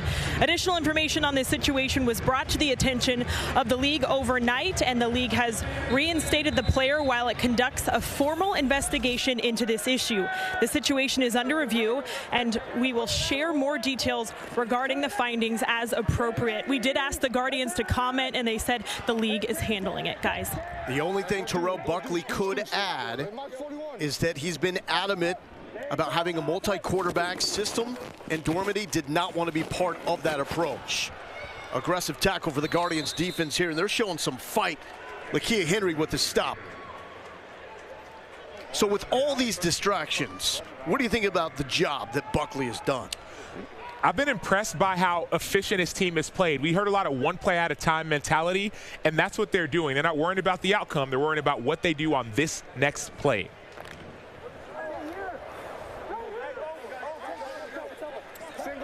Buckley also knows the camera showed him. Audio picked him up. Visibly frustrated. Told us as Farrell gets the carry, he's a competitor, and that's going to come out during games. There was even a moment with Eli Rogers on the sideline where Rogers said, "I'm not coming out," and Buckley responded to that. They found out after the game, though, that Rogers was talking to himself, trying to motivate himself, and they cleared that air. You heard Tony Carter saying outside leverage. That wrap means you're going to have a defender on the inside. Everyone stay outside. You have help on the inside. 3rd and 6 for Kyle Sloter. Clean pocket, and it's tipped and eventually swatted down by Balin Buchanan, son of the former NFL great Ray Buchanan. Sometimes if you can't get to the quarterback, you can get your hands up. You see Savion Patton, I believe that's T. Gray Scales on the other side, getting their hands up and deflecting the ball. Even if you don't get a sack, there are ways to affect the game defensively. Scales with 5 games under his belt in the NFL, last in 2021 with the Steelers. King will punt, lets it rip from the 30. Last time in, it was into the end zone, which Orlando got great field position at the 35. This a little bit better at about the 26 for Justin Rogers. Undercrowd, you're feeling great. You're feeling really good with 6 total points. Arby's new steakhouse.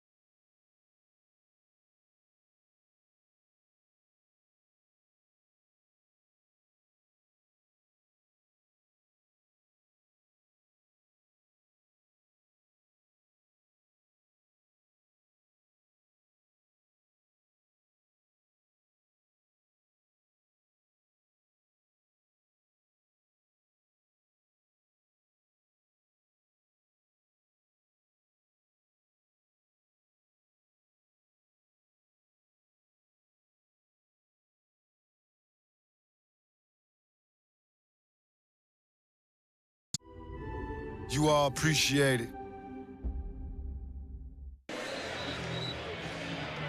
A first 3 games of week 3 have been bonkers. Let's get another one coming up over on ESPN2 and ESPN Deportes. San Antonio Brahmas and Houston Roughnecks rounding out the 3rd week, 8 Eastern, 5 Pacific. Also available on ESPN Plus. This is why it's so significant. Take a look at the XFL standings. Look at the South.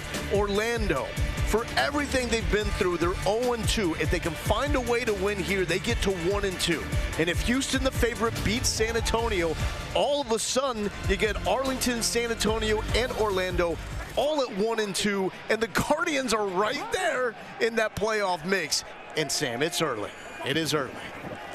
Here's Paxton Lynch back to work. Good time, working downfield. Good adjustment, and the catch is made by Jalen Smith. He was signed on Wednesday. The former Louisville Cardinal making an instant impact. I've been so impressed by this offensive line. And yes, we're going to talk about Paxton Lynch, but specifically Abdul Beacham moving over to right tackle. He looks a lot more comfortable in his sets, giving his quarterback time to make a pass. But when you break the 50, this is where dreams go to die. Both offenses have struggled when breaking midfield. Lynch, quick toss to Thomas. Thomas, 2 men beat, 3, big hit, he's still up. Dedrick Thomas with the effort of the afternoon, 11 yards, and 3 dudes juked out. That was that fake toss we saw earlier, then Dedrick Thomas doing the rest. You're seeing defenders drop their heads. That, if you're not looking at the guy, you cannot tackle the man. Keep your head up to make the tackle. Before he started Mississippi State, Dedrick Thomas picked up the nickname Sweet Feet, and we see why. Back to the ground. Sankey with the stop. We've said his name a lot.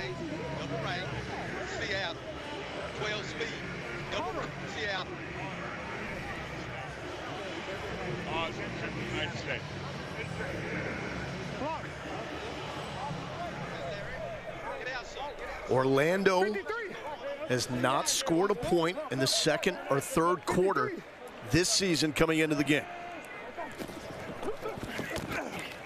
Lynch dumped down to Taylor. Taylor with a nice move inside. Upended. And that is Darnell Sankey from Sacramento State once again.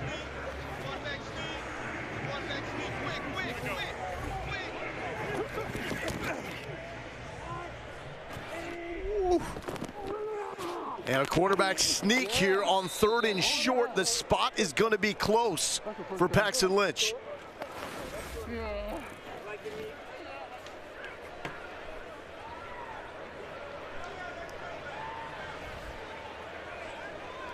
Let's see what we got. So it looks like it's short. The red hat, the ball spotter, is marking Paxton Lynch short. Here we go, 4th down. Lynch gets it this time easily. Hear those big nasties in the middle. Hear Furcron? So we got the center Xavier Furcron mic'd up. Let's go.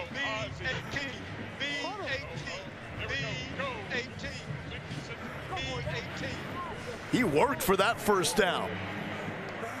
That man out of Southern Illinois. 52.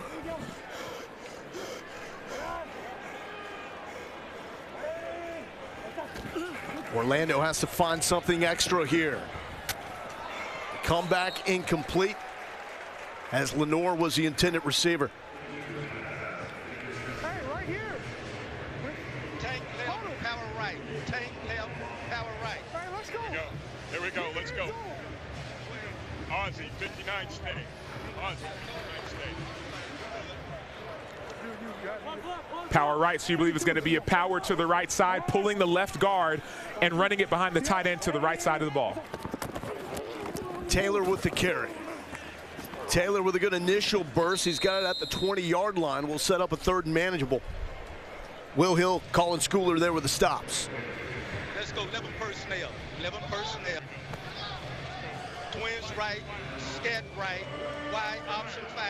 Twins right, scat right, wide option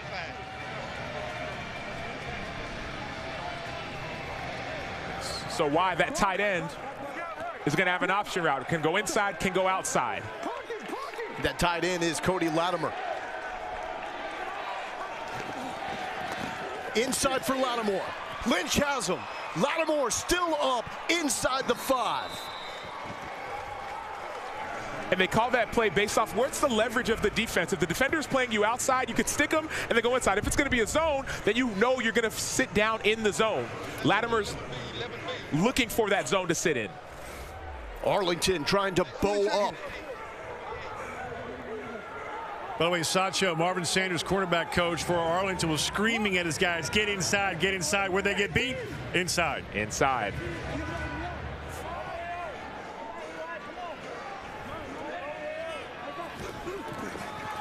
Lynch looking for Dedrick Thomas. Thomas didn't see it. That's going to bring us to the 4th quarter. Another great opportunity for Paxton Lynch and Orlando. They've got to cash in inside the 5. Get ready for the best.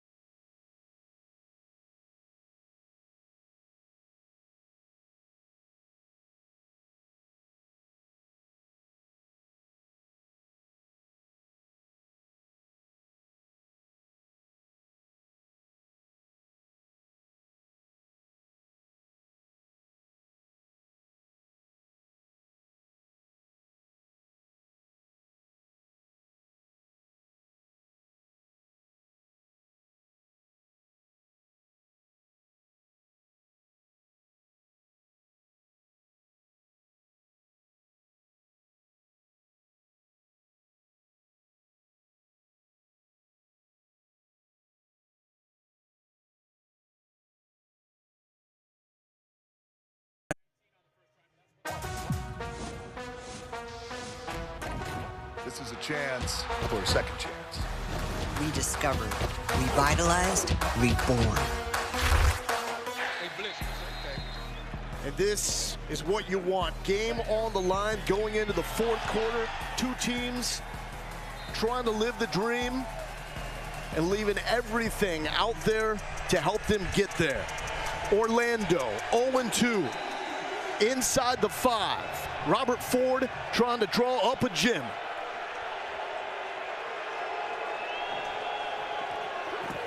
Lynch, the draw. Lynch is in. Guardians take the lead.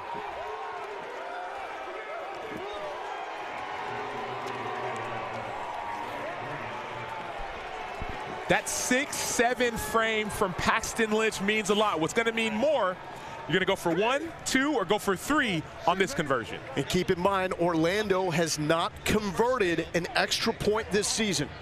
They are 0 for 4. So you pick your yard line and the hash.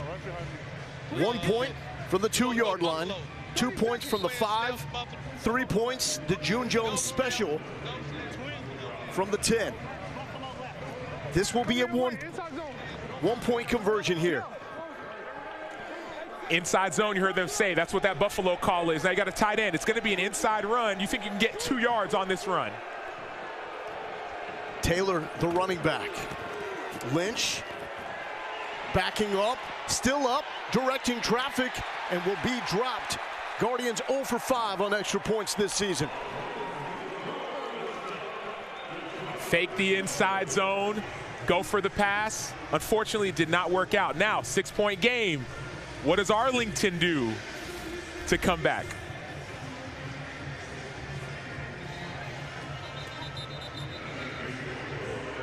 Colin Schooler's all over it, gets the takedown. And Colin Schooler made a lot of plays like that at Arizona and Texas Tech. And we saw this more in his days with the Memphis Tigers. Lynch with the run game. Former first-round pick to the Denver Broncos.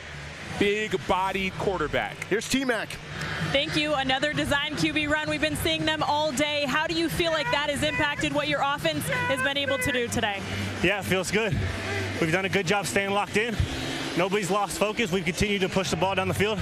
Just, kind of hurt ourselves with a couple turnovers and penalties.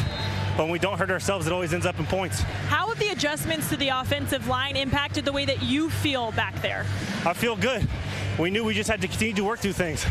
Every single one of us was making mistakes on offense. We just continued to get better each week, and that's what we're continuing to do. Thanks, Paxton. Lowell? Kill like. And he sounded like this even in the midst of rotation and not playing well early on and having someone else being at quarterback. Now the pressure shifts to Kyle Sloter. Sloter out of Northern Colorado. Been active in the NFL with the Lions and Vikings, but no game experience. 44, yep. This is his first XFL start. 38.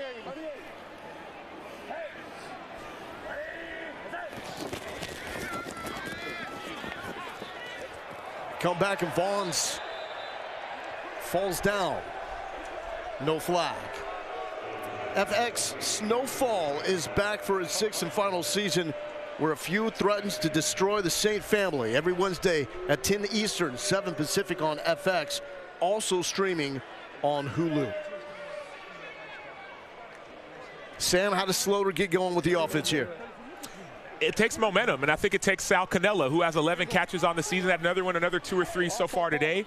They have a connection. He's got to get back to his go-to.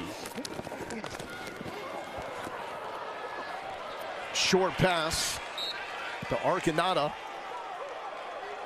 And Arlington, the fan base, they've showed up on a beautiful day. Some feelings of unease right now.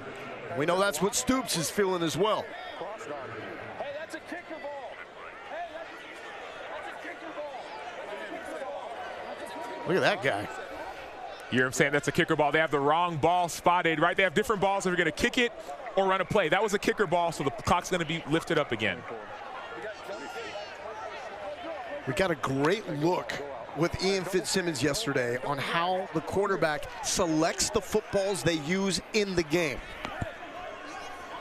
And talk about precision. Sloter, not precise there, but a flag. Tyler Vaughn's, there was contact with Balaam Buchanan. Let's see. 20 defensive pass interference. 20 in the defense. Penalty is first down at the spot of the foul.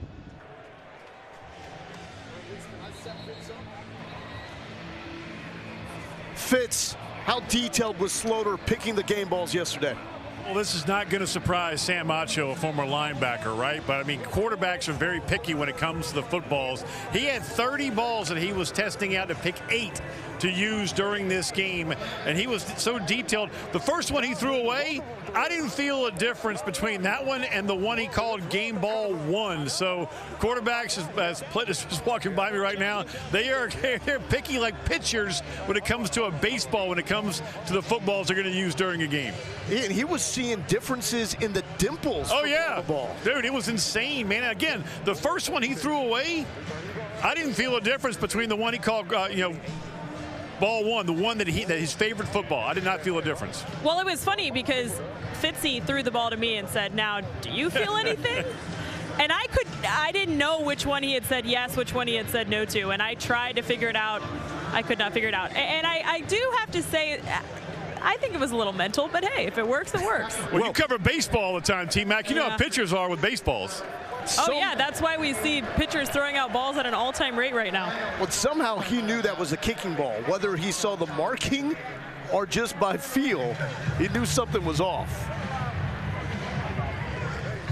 Slaughter, just with one full season under his belt in college at the quarterback spot at Northern Colorado after transferring from Southern Miss, I mean, he was playing kick returner and receiver before getting his shot at quarterback. This is what Arlington has wanted to do. They haven't had the chance because they've trailed by so much. Yeah, and Slaughter had 9,000 yards of offense in high school, 6,000 passing, 3,000 rushing. Things just didn't work out in college. His team was 0-12, new coaching staff. Now he's trying to find the right team while he's finding the right ball. But did you see the arm on the right side of the screen? Taylor McGregor throwing dimes.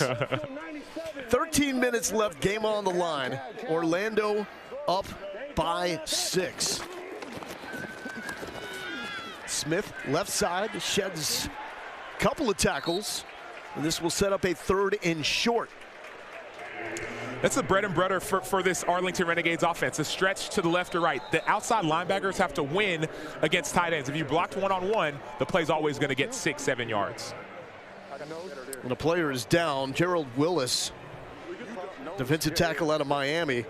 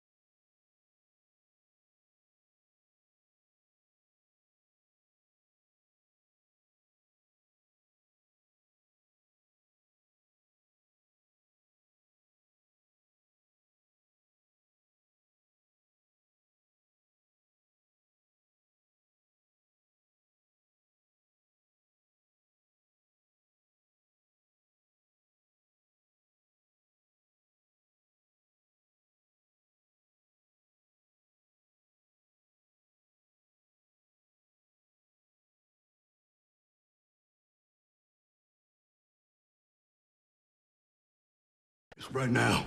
FX's Snowfall, all new Wednesdays at 10 on FX. Stream on Hulu. Welcome back to Arlington. Take a look at the bottom left part of your screen. You'll see there's no red dash under Orlando. VP of Officiating, Dean Blandino. Please explain why. Yeah, so we had a challenge. Remember, the coaches can challenge any officiating decision. We had a flag down for defensive pass interference that resulted in a first down for Arlington. And Coach Buckley challenged that it was not. We had early contact. I was able to confirm that the contact occurred before the ball arrived, playing through the back, and it was a good call for pass interference. So Orlando loses the challenge, and they charged one timeout. Dean, thank you. got it. And that was Balin Buchanan with that early contact. That seemed pretty clear. Yeah, I mean, if you're from this angle, it didn't look early, but if you have all the different angles, you say, well, yeah, the contact's early, and any early contact equals pass interference. Huge 3rd and 1.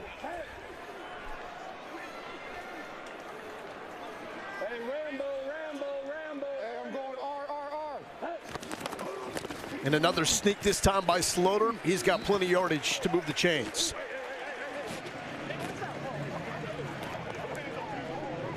Following Cameron Hunt, his center, who's mic'd up.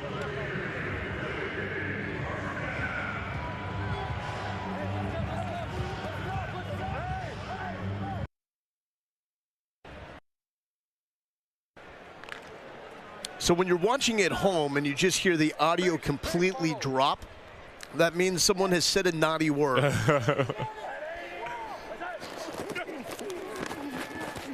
Slaughter pressured, and he is down. Gerald Willis, who was hurt just a moment ago, comes back in with the sack.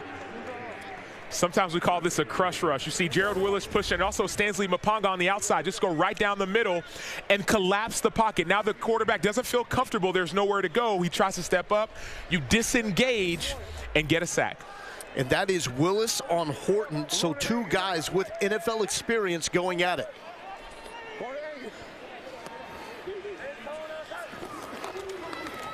Quick pass to Vaughns. Vaughns cuts inside, reversing field. Cannella with the block. Vaughns, a little cut, and he's got it at the 46-yard line. Positive play. One thing we heard from the Orlando Guardians yesterday, they said we want everyone to run to the ball. You see Mapanga running to the ball. Everyone on that defense, Murphy running to the ball. Even if you miss the tackle, Plummer running to the ball. One of your players is going to make that tackle. 222 catches in his career at USC. That's number 3 all time. Hey, 12. Fence.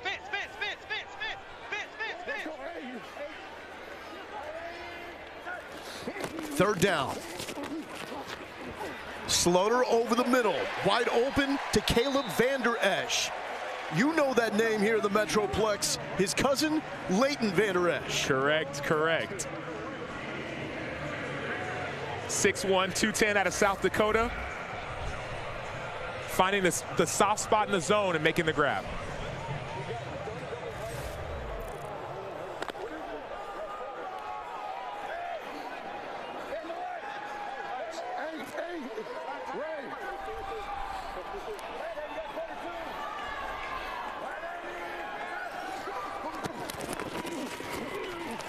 Cannella to the 30. The Auburn Tiger making his 5th catch of the afternoon.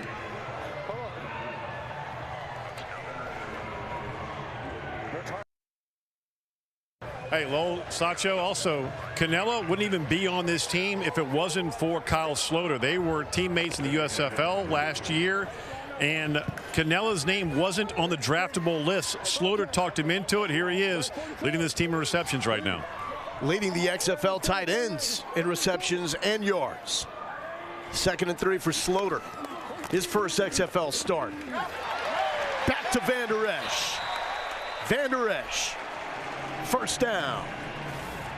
He was cut from the St. Louis Battlehawks roster in training camp. Now he's getting his spot and his chance with the Renegades.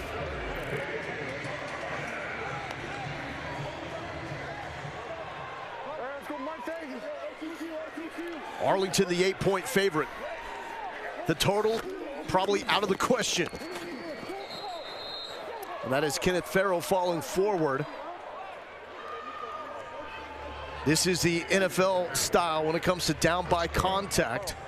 So we saw Farrell, the knee touched, but he is not down until he's touched by an opponent. Hey, we're going field stacks, fire zone. Field stacks, fire zone. Match it. See here, that fire zone. It means it's going to be a 5-man pressure. Match it. Hey, when these receivers cross. No, you don't match it, Mike. Sail route, Mike. Sail route. Slaughter, right side, Vaughns, end zone. Taking the contact, but staying up to celebrate.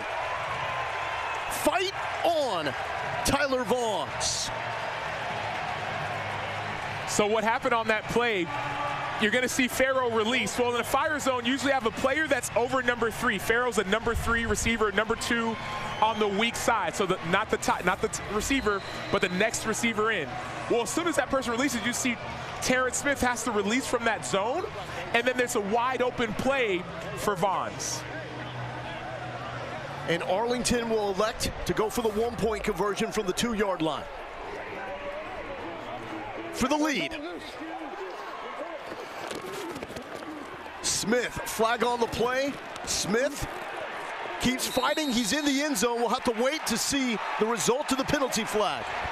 12 on defense, DTN. Defense too many. We're going to decline it. The try is good. So too many players on the field for Orlando. And Arlington has taken the lead. Penalties declined. Try is good. Wow, it didn't matter how many dudes you're putting out there. It's stopping Davion Smith there.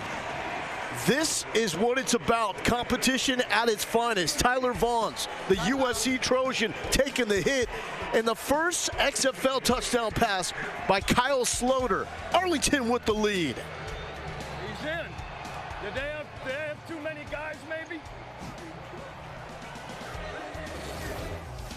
3, 6, 7.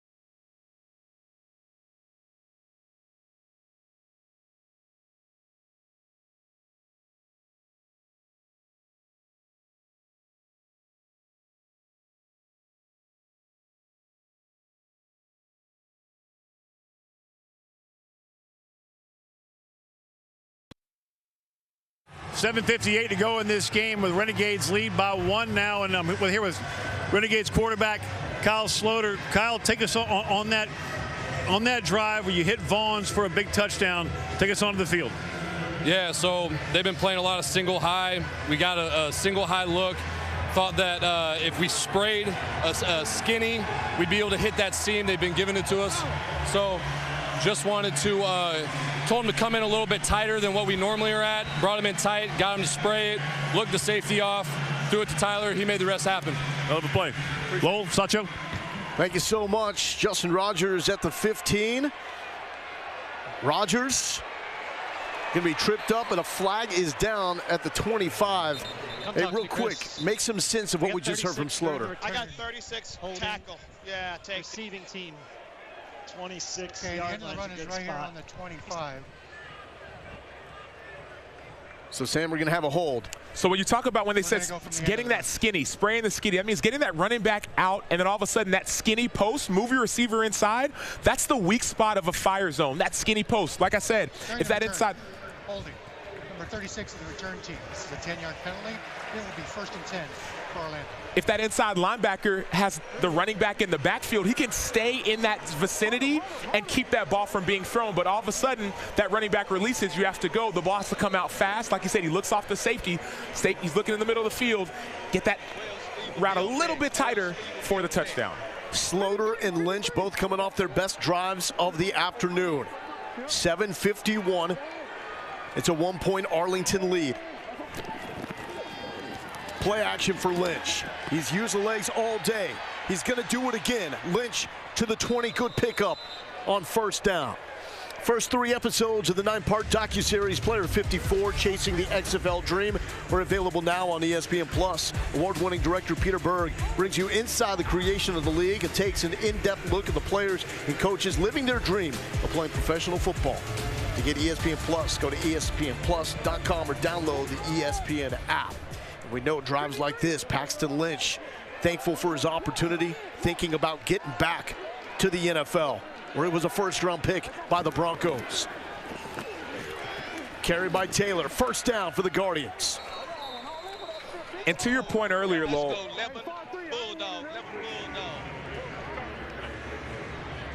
Here we go. Let's go. Let's go. Toby Hack, 3C. Let's go. Go. Latch. 56 latch. Block over there. 18.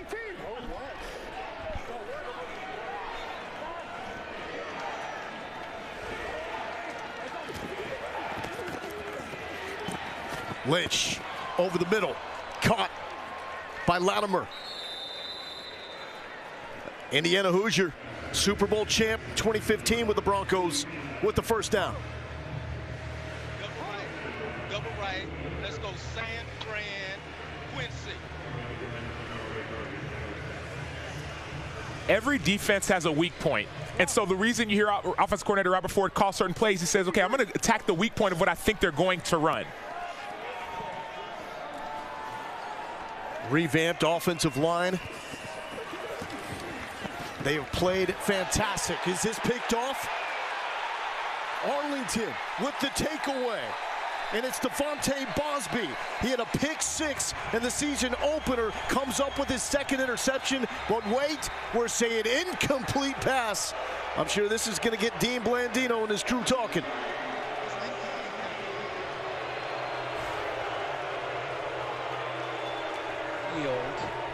The low end ball down. best look. See, I got the ball hands apart. Right there, right there. See the hands apart, great call. Yeah. We're good, we're clear. We got ball on the ground between the hands.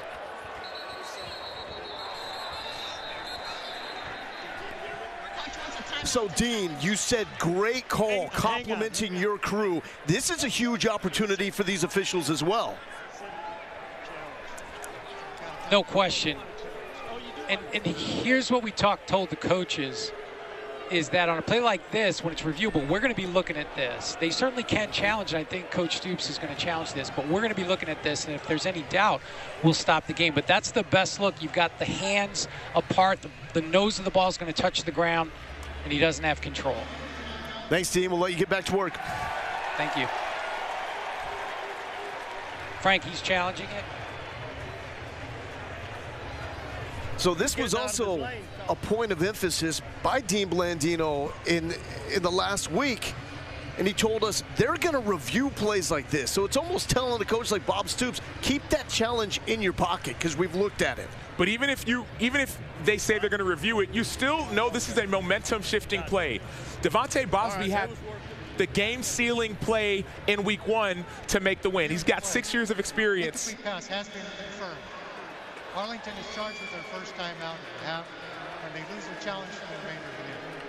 So they do challenge it, and that does 2 things, right? Tight game, you lose a timeout, and you lose the challenge. But it's still worth it. That's a game-changing. But is it worth it? I think it is. I think it is. If the VP of officiating has made the point that we're going to look at these plays, and they obviously looked at it, haven't you just wasted a challenge? No, because the Orlando Guardians were already running a play right now. And so, okay, I need you to take another look at that. You may not have seen all the angles. Even if you say you did, I'm going to risk it. Lynch, new life, but brought down. Relentless effort by Willie Taylor from Eastern Kentucky. This man is still draft eligible. He just wrapped up his final season this fall. Willie Taylor's a star. He has every pass rush move in the book. You saw that. He starts upfield and goes inside. If you go watch him last week, you see moves like a long arm, using one hand to run the offensive lineman back. You see a side swipe. This dude is a star in the making. He had a sack last week as well. As DC said, that's what you look for in an edge rusher. Third and forever for Paxton Lynch.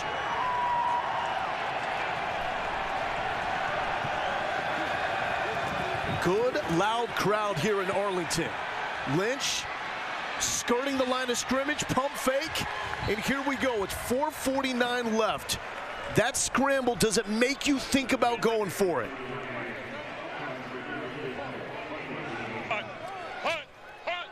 And the answer is no.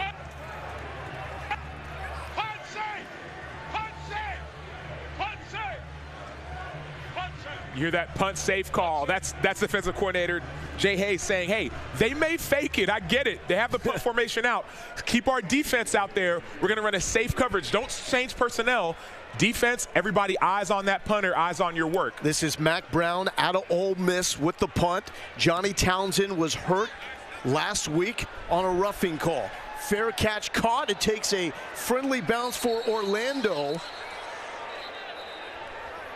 And so Arlington, they're going to be backed up. That's as good as it gets for Mac Brown. We've been talking about the punts, exactly what you're trying to do if you're a punter in this league. All the punts we've seen have been usually between the middle of the field so they don't go out of bounds. Well, that punt, it took a friendly bounce.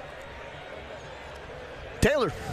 Coach, why did you guys decide not to go for it there on the fourth down? We're down one. It's 4.5 minutes left in the game. Defense is playing well. Not their last drive. Figure we could stop them and get in field position. Thank you. Lowell? T-Mac, thank you. They got the field position. They got the timeouts. But will Kyle Sloter stay hot like he was last drive, going 6 of 8 for 52 yards in his first touchdown? Kyle Sloter is doing what he's brought here to do, which is control the ball, control the tempo of the game, make the proper adjustments, and keep it from the other team. From the 10, Davion Smith, ground and pound. This is the position the Renegades want it to be in.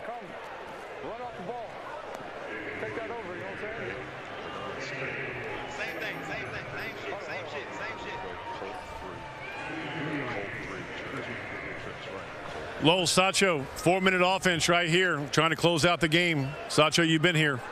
Yeah, when you mean 4-minute offense means the clock's going to run. You don't want the other team to get the ball. And so especially in the XFL rules where the clock still runs on incompletions out of bounds until 2 minutes, you can run a lot of clock off of the game. Nice snap. Sloter handles it with ease. There's Vaughns. He almost spun out of that tackle. He's going to set up a third and medium. Hey, third down. Third and three. All right, we stand in base. Stand in base. I got you. Hey, we got risk. 44, 45. Take your time in the huddle. So Hayes wants him to milk that clock. Hey, 3-by-1, backside. Base. Biggest defensive play coming up for Tony Carter and his Guardians defense. Let's go, rock. Fire zone, that's that single high. So they're going to look, maybe attack the seams again like they did on the last play. Play clock at 3. Sloter, nice and easy. Vaughns again. Tyler Vaughns has a go-ahead touchdown, and he's got a huge first down. Personnel. Stay 11. Stay 11. Hey, leave Nate in here. I want to. So the clock continues to move even on an out-of-bounds play until it gets to the 2-minute warning. Then it will be the college approach.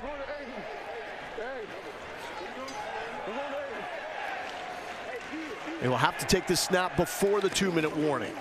Davion Smith, the Michigan Wolverine, not much on first down.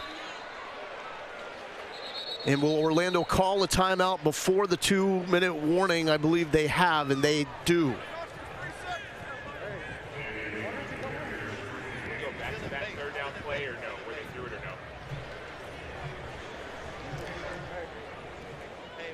Leave them over there. Coming up next over on ESPN2 and ESPN Deportes, the San Antonio Brahmas and Houston Roughnecks round out the XFL Week 3 schedule at 8 Eastern, 5 Pacific. Also available on ESPN+. The Roughnecks, the favorites, according to Vegas, to win it all.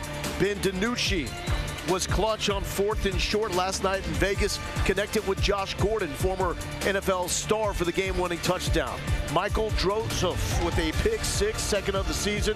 DC stays undefeated. They edge out A.J. McCarron and St. Louis, who dropped their first game of the year. Hey, go double 44. Let's go, A to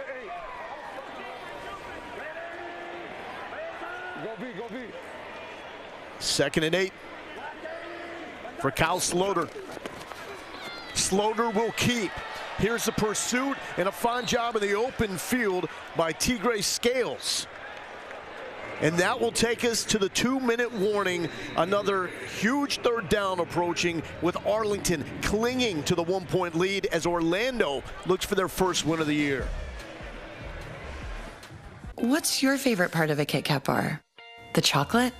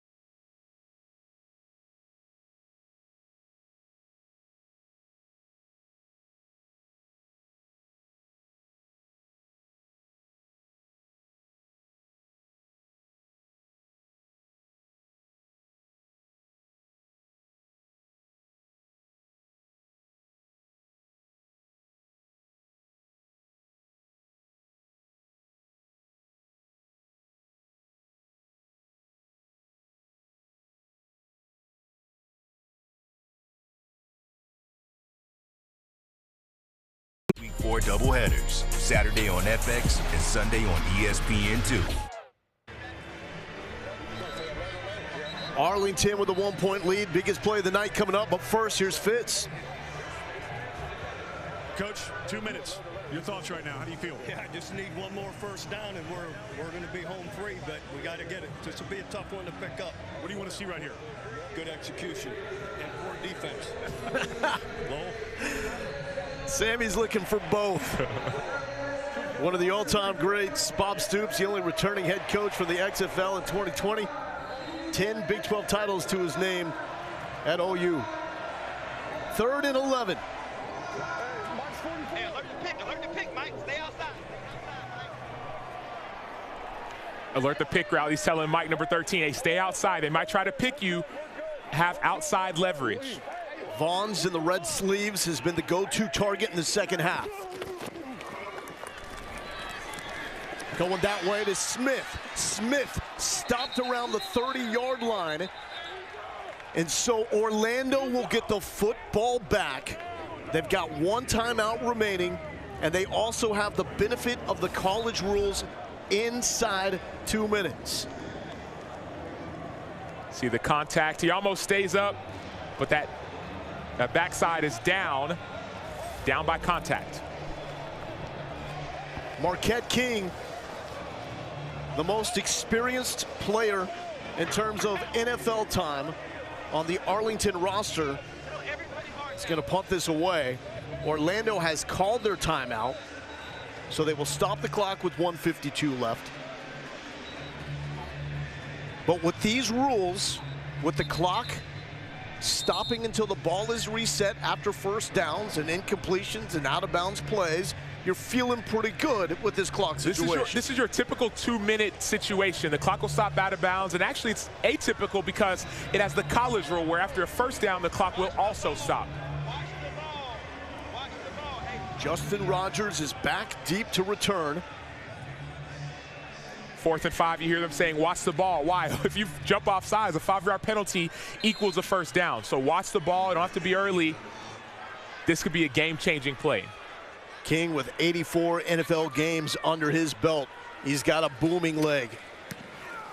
On display, this is going to back up Rogers to the 10-yard line. What a kick. Rogers spinning, trying to stay up to the 25, and that's how it's done by Marquette King. 11 Bulldog, 11 Bulldog.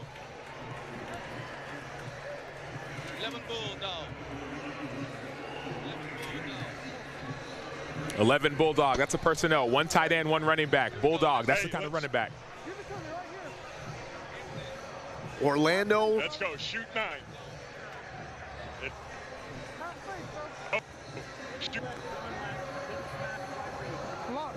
Guardians trying to set up Borregales for a game winner with 1:39 left. Lynch has been fantastic. 214 yards and electric on the ground. That's complete to Thomas. Clock will keep going. That's Borregales, the former Lou Groza Award winner at Miami, given to the top kicker in college football. Lynch pressure from the backside. He's going to go down. Sacked. And Orlando has been stout on a revamped offensive line until that moment. Well, it's Will Clark out of West Virginia. Boyko, the new offensive lineman, was late. He didn't know the snap count. He was late. Well, he just got here about 2 or 3 days ago. That's how that play was made. It is 4-down territory, no doubt about it, and a flag. We have 10-second option rule. We got false start 77, so we're going to have options for it. We're going to want it. Wow. False start? Layup, Seattle. Throw it to number. While the clock was running, false start, number 77 of the offense. This is a 5-yard penalty. This is also a 10-second subtraction. That is a huge blow, and this is what Terrell Buckley has seen through the first 2 weeks of the year. Can't get out of their own way. 3rd and 13 for Paxton Lynch. This one is close, though. They can taste it. That has not been the case in the first 2 weeks, with a 33-12 loss to Houston and a 30-12 loss to San Antonio. This is where all the stuff you talk about in practice, about belief, about one play at a time, All right, let's do it. you keep everything from falling off the rails.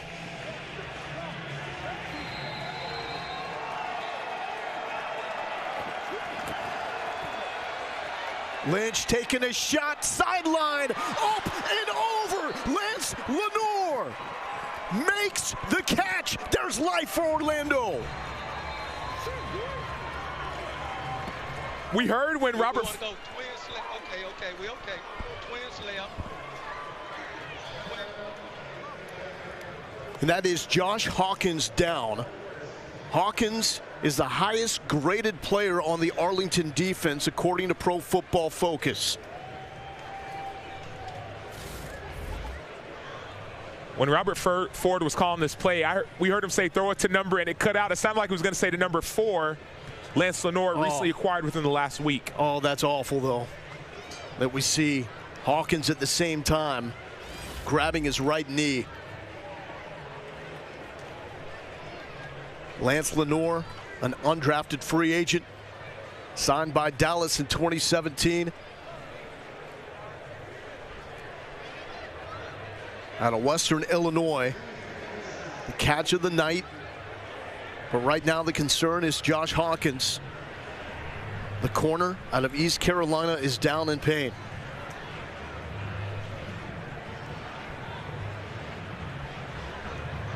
Hawkins, a 3-year veteran of the NFL, 32 games, including 3 starts, the last with the Eagles in 2018. Hey, Lowell, Sam Hawkins also stepped away from football for a year, and he's been doing some acting. Actually has been in a few films in Hollywood, and then came back to the game because of the XFL to have that one last shot at going to the NFL. But, you know, he has a life away from football right now. But, I mean, you talk to anybody on this Arlington team, they love 28. And he has been awesome, Fitz. He's the leader of that defense. I was talking to him on the field before the game, and he talked about how he leads his guys and guides his guys. This will be a tough loss for Arlington. But you Correct. see, And 42 on the clock. 42 on the clock. so that's Dean Blandino addressing the clock situation, bringing that back to 42 seconds. So what's happening right now, Dean? So we actually had a really good look on the low end zone. The pass was actually incomplete. The receiver went to the ground. The ball came loose, hit the ground, and then he regained control of it. We had a real good look on the low end zone. Did not see that one. Awesome job by you and your crew, Dean. And one of the new rules in the XFL, and Dean just talked about it, if there's a game-altering play within those final 2 minutes, it can be reviewed. Lance Lenoir thought he had the catch of the night. Let's take a look. So 2 hands. Oh, and the ball comes out just at the last moment. Great job by Dean Blandino and his crew to catch that one. Now this is the final shot. Make it or go home. 0-3.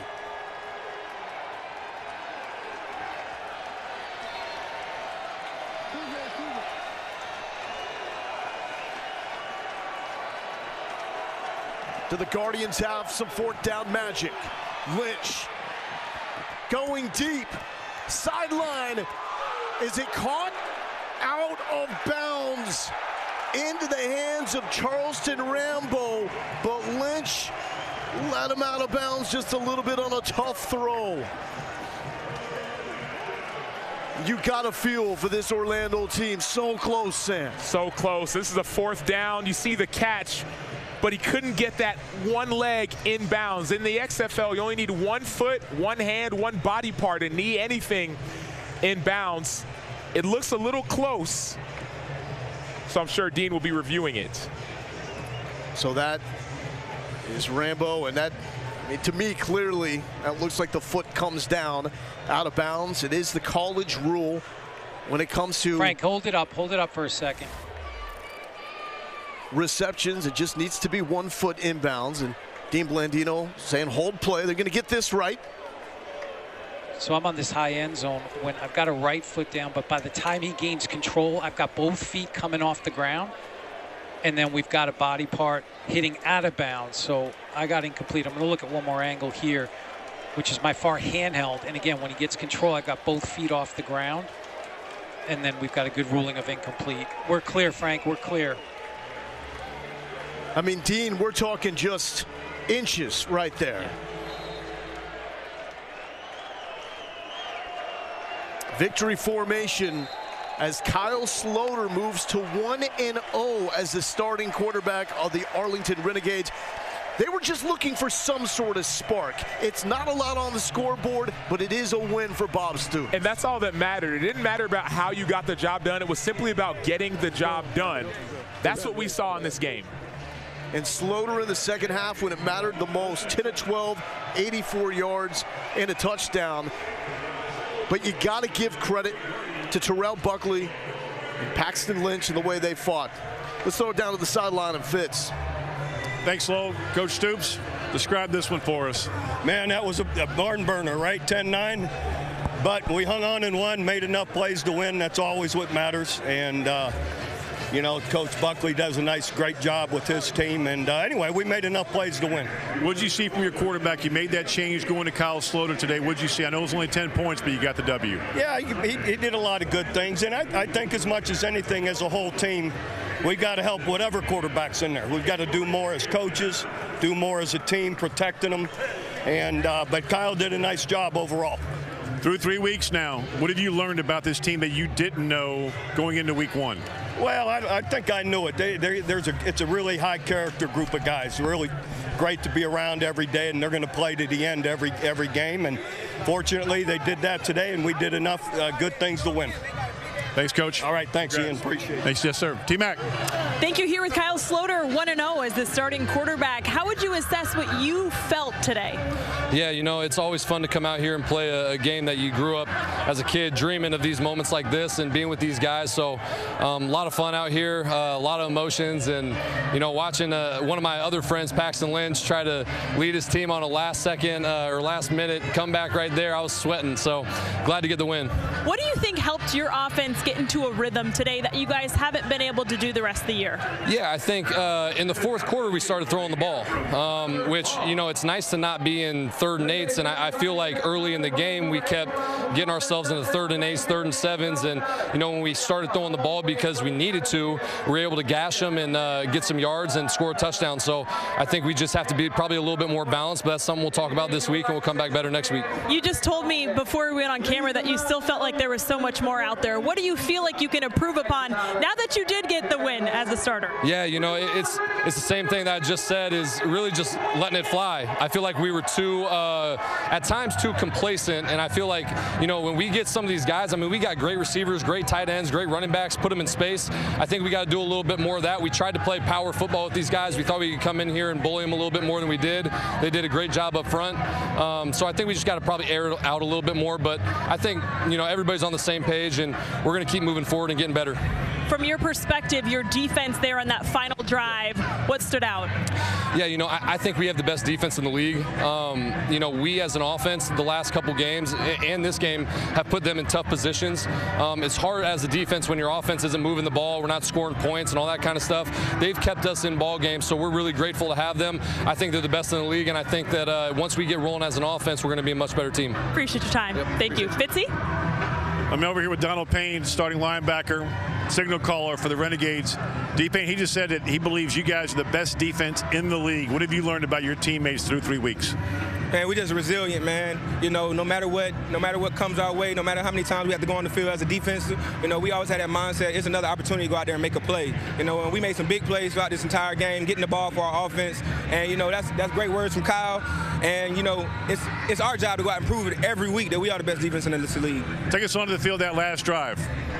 Oh, that last drive, I mean, we sat down to each other, hey, look, we want that win bonus. We want the win. You know, at the end of the day, it comes down to us, and we got to make a play. We got to make a stop. We got a huge sack, backed them up. Then we had a huge play by Hawk, you know, hopefully he's not injured too bad. Huge play by Hawk, and then a huge play, Darren Evans, backup corner, comes in the game, gets them, throw a go ball on him, first play in. And incomplete pass out of bounds. So we just resilient. We got a great, you know, we so deep on every position that whoever come in the game, we know what we're doing. We practice hard. We practice our butts off. So, you know, anybody who comes in the game, they know what to do. You've been in the National Football League. Heck, a few years ago, you were 3rd in the NFL in special teams tackles. What is this moment like for you right now, trying to get back to being the 53rd guy, not the 54th? Man, got to prove them wrong, you know. The people who believe in you, I love to prove them right because I know they believe I should be at the highest level. And the people who don't believe in me at this point, it's my job to prove them wrong. So this is just another opportunity to do that.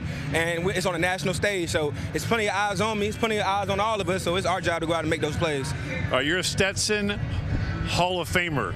You over 500 tackles in Stetson. You're the first Stetson player to ever play in the National Football League. A guy right across the street is Jake DeGrom, also Stetson. Who gets more credit at Stetson when it comes to what you've done? Is it Jake DeGrom or you? Hey, look, I've never been on campus with Jake DeGrom at the same time, so if we ever back there together, we're going to see who they like a little bit more. Lowell, Sancho. And this much is clear. When that happens, lunches on DeGrom with a contract that dude just signed. So Arlington's able to hold on. They moved to 2-1. This is so intriguing because coming up next, you're going to see Houston and San Antonio. And Wade Phillips is probably hanging out saying, okay, wait a second. We just heard Arlington say we're the best defense in the XFL. He's getting ready to unleash those pass rushers on San Antonio. But if San Antonio can pull off an upset, you're looking at two teams at 2-1 in the XFL South. That would be Houston, and in this case, the Arlington Renegades. And that's been the impressive part about this game for Arlington. We've seen them kind of back and forth. You've seen, man, these big turnovers on offense, but then on defense as well. Then now they've found their rhythm with a new quarterback. And so there's a lot of confidence brimming, and you feel it when you talk to the players, and you see it when you watch them play with this Arlington Renegades team. They think they're the best, and so far they're playing very much like it. What do they call Bob Stoops? Big game, Bob. Here he is in the locker room. To give us the lead. Smitty did a hell of a job on that, getting that in. And then defense, great job there at the end, 4 and out to seal the game. So it's going to take that, right? We've talked about it. All these games are tight and close for the most part and go down to the last series or so. So we just remember that as we move forward, all right? Great job, though. Great job. You got that bonus check coming. All right, let's just stay on our.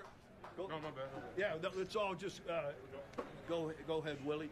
Will, you Our Father, who art in heaven, hallowed be thy name. Thy kingdom come, thy will be done. Getting that bonus check. Think about what we've seen in the third week of the XFL, right? Last night we saw that thrilling matchup with Vegas and Seattle. And Seattle is down to a 4th and 2. And we get Josh Gordon with a game-winning touchdown, right? Earlier, we saw St. Louis in real trouble against D.C. St. Louis comes back and once again has that 4th and 15 for the second time this season. They don't get it, but it's drama down to the finish. And we have that once again here. The game is on the line. It was in the hands of Paxton Lynch, and they had shots. I mean, they're going to look back at this and say 2 plays on that last drive. We were so close to having a real shot at getting the first win. They played 3 quarters and some change of great football. Then there were a few plays at the very end. You saw a sack given up. You saw a penalty, going back to some of those old ways. But there's a lot to build off of for this Orlando Guardians football team. You saw them clean up the offensive line. They did clean up the penalties. Now it's just believing you can win. You guys completed the day like we supposed to. All we ever asked is a chance in the 4th quarter to win the game. We have a chance. We didn't get it done. We get a little chance this week. Okay? Bring it in. Bring it in. I think I'm going. Hey, I love every single one of y'all, bro. Hey, tonight, if y'all ain't got something burning inside to let y'all know that we ain't no reason to hell we can't go 7-3 the way we play tonight. If we cut out the mistakes, you feel me? Let's come back to work Tuesday, bro. Hey, I got some burning inside, but I know y'all do too. I seen out there in that grass, and it made me happy, bro, because I'm mad because we lost, but I'm happy because I know we're going to go win. We about to go 7-2. We about to go. All right. Orlando Guardians. Stand guard. And that was great. That's Savion Patton there. He was the one that had those emotional words that we can run the table if we play the way we played tonight. They need to clean up some things, but that's great to hear that the positivity is still there. They're believing. It's still early in the season. I understand that it's been 3 games, and you're looking at your record, you're saying, man, we're 0-3, but you can still run the table. You played with a team that believes they're the best in your division. You played with them all the way up until the last second, a game of inches that you barely didn't win that game by a dropped pass, and then also by a ball that you were barely out of bounds. And so you know you can win, but winning in football is contagious. Once you find those players and the players who find ways to win, then all of a sudden you believe you can win, and then you won't make those mistakes that you made before. And so just like winning is contagious, losing can be contagious as well. First time this season that Orlando has played just 1 quarterback in a game. It was Paxton Lynch from start to finish. Arlington, they went with Kyle Sloter. They gave Plitt a chance the first 2 games. He played well. So have both these quarterbacks now established themselves as the guys for their teams? It's still early to say established because we did hear from Terrell Buckley that we're still evaluating our quarterbacks. But I could say that Paxton Lynch, you could say he established it. Now, on the other hand, you still want to say, is Kyle Sloter our guy moving forward? We found ways to win. He didn't turn the ball over. But you want to make sure that he's your guy moving forward. It's still early in the season, but 3 games are 3 games. And so Slaughter made all the plays necessary to win the game, but you heard him say himself, I want to air it out more. Let's see what we can do. Let's get our players making plays in space. That's when this thing will be established for the Arlington Renegades. So credit to him and Tyler Vaughns, who made the catch, right? And that, at that point, tied the game up, because right before that, Paxton Lynch and Orlando, they just drove the length of the field, and they were able to get a touchdown and miss the extra point, which is another issue with Orlando right now. 0 for 5 in extra points. They decide to go for 1 from the 2-yard line, and ultimately that's the difference of the game, because Arlington ties the game on the Vaughns touchdown.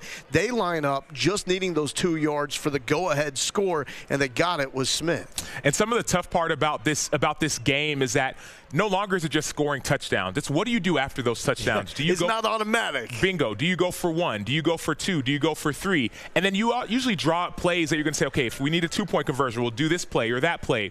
But if you don't get that 1 point, it's not an extra point anymore. It's not a field goal. It's a play you have to run to score. If you don't get it, that's the difference between winning and losing. And so that's what we're seeing. We're seeing Orlando say, okay, we got to find ways to get that 1 yard or get those 2 yards or those 5 yards. If we need a 3-point play, get those 10 yards on this play. And once again, Arlington with the defense, 8 takeaways on the season. That's doing some work for the Arlington Renegades. And our guys working audio, they were working from start to finish, bringing you the sights and the sounds. This is what it looked like and sounded like. Now, I really don't get that. He the first, so we get to choose which way we want to receive the ball. Well, Coach, I was going based off of college rule, and we were just clarified right now.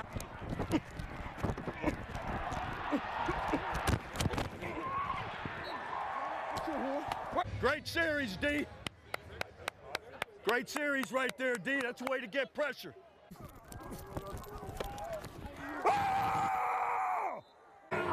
man, no, we like that. DB, hey, DB, hey, we like that, man. We like that now on this road, man. We like that, man.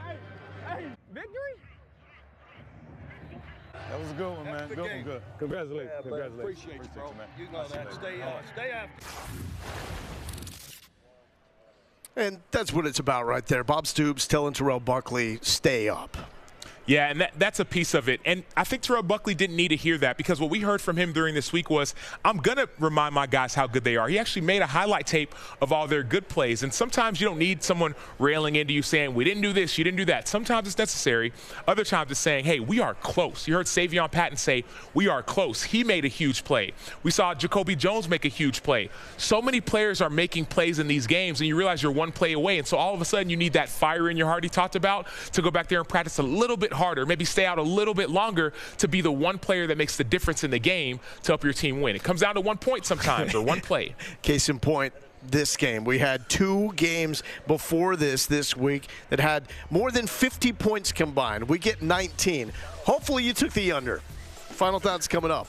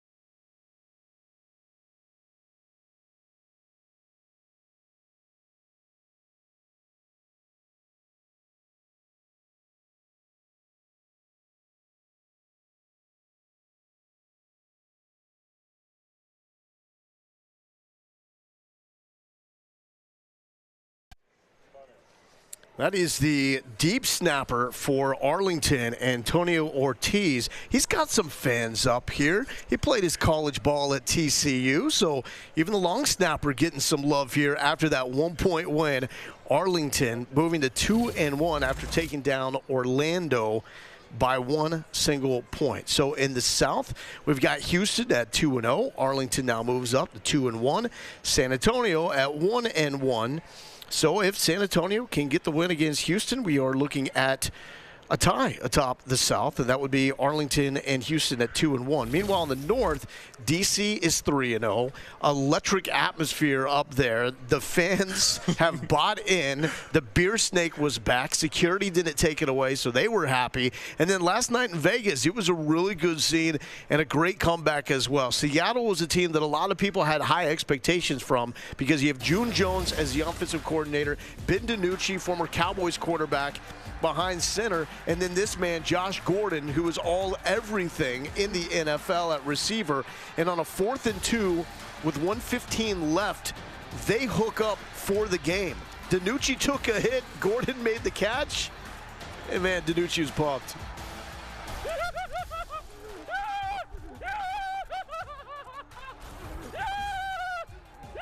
I mean, that's going to fire you up, right, Sam? So that was the highest scoring XFL game this season, 30-26. DiNucci, 377 passing yards and 4 touchdowns. So the raw numbers, completions, yards look great. Turnovers has still been an issue with DiNucci. And we did see that. Even in the win yesterday, we saw an interception from DiNucci. We saw another turnover. But one thing that we are seeing is the ability to get the ball in your playmaker's hands. Josh Gordon specifically, that was 4th and 2. He threw it up. That's a 65-yard game-winning touchdown. Josh Gordon backpedaled for a few yards before he looked at the defenders on the ground and walked into the end zone. And so Ben DiNucci is a gunslinger. He's getting the ball into his playmakers, and that's what we're seeing about the Seattle Sea Dragons offense. We're going to see a great receiver on the sidelines coming up in Hines Ward with San Antonio. The Brahmas are about to take on the Houston Roughnecks. You're going to see that over on ESPN2. With Houston, we know about the edge rushers. That defense is electric. The guy we're talking about on the walkover is their quarterback, Brandon Silvers. I mean, that guy has a rocket for an arm. And we've talked about him being maybe the best quarterback so far in the XFL. And obviously they're undefeated right now. And so Brandon Silvers is at least his coaches described him as a gunslinger, but more so you're hearing his offensive coordinator call the plays through him and give him all the information he needs to make the right decisions. And so that's what I love about Silvers. He's fearless, he makes the right play, and even on an incomplete pass or maybe an interception, he goes right back with the exact same confidence. Winners and losers everywhere, not just on the field, but off the field as well. When we take a look at betting and the situation there, this was an 8-point spread, by far the largest spread in a game in the XFL this season. So if you took Arlington to cover, you didn't get it done. Orlando was able to cover because they only lost by a single point. And you look at the over-unders, the totals, I mean, we've been going way over in week number 3. So week number 1, it was over. It was more under in week 2, and so far through the first 2 games at least, the over, that was hitting. Teams are still changing. Teams are still evolving. In Orlando, we thought they weren't so great. Well, they made some changes, so now they're getting better. And so I wouldn't bet against Orlando right now. Even though their record looks like they're 0-3, they feel like one of those teams that can turn this thing around. A lot of people betting on the Houston Roughnecks because that's the team that didn't start the season as the favorite, according to our friends in Vegas. But as soon as they won their season opener against this Orlando team, they jumped up to the favorites in the XFL. Hines Ward, ultimate competitor. He's going to try to change all of that. But the Roughnecks, with the win, moved to 3-0. Meanwhile, here in Arlington, the Renegades win by a single point. They move to 2-1. Orlando, meanwhile, 0-3. For Sam Ocho and our entire crew, I'm Loa Galindo. Thank you so much for watching the XFL. Next up, Houston and San Antonio. It's not like the good old days.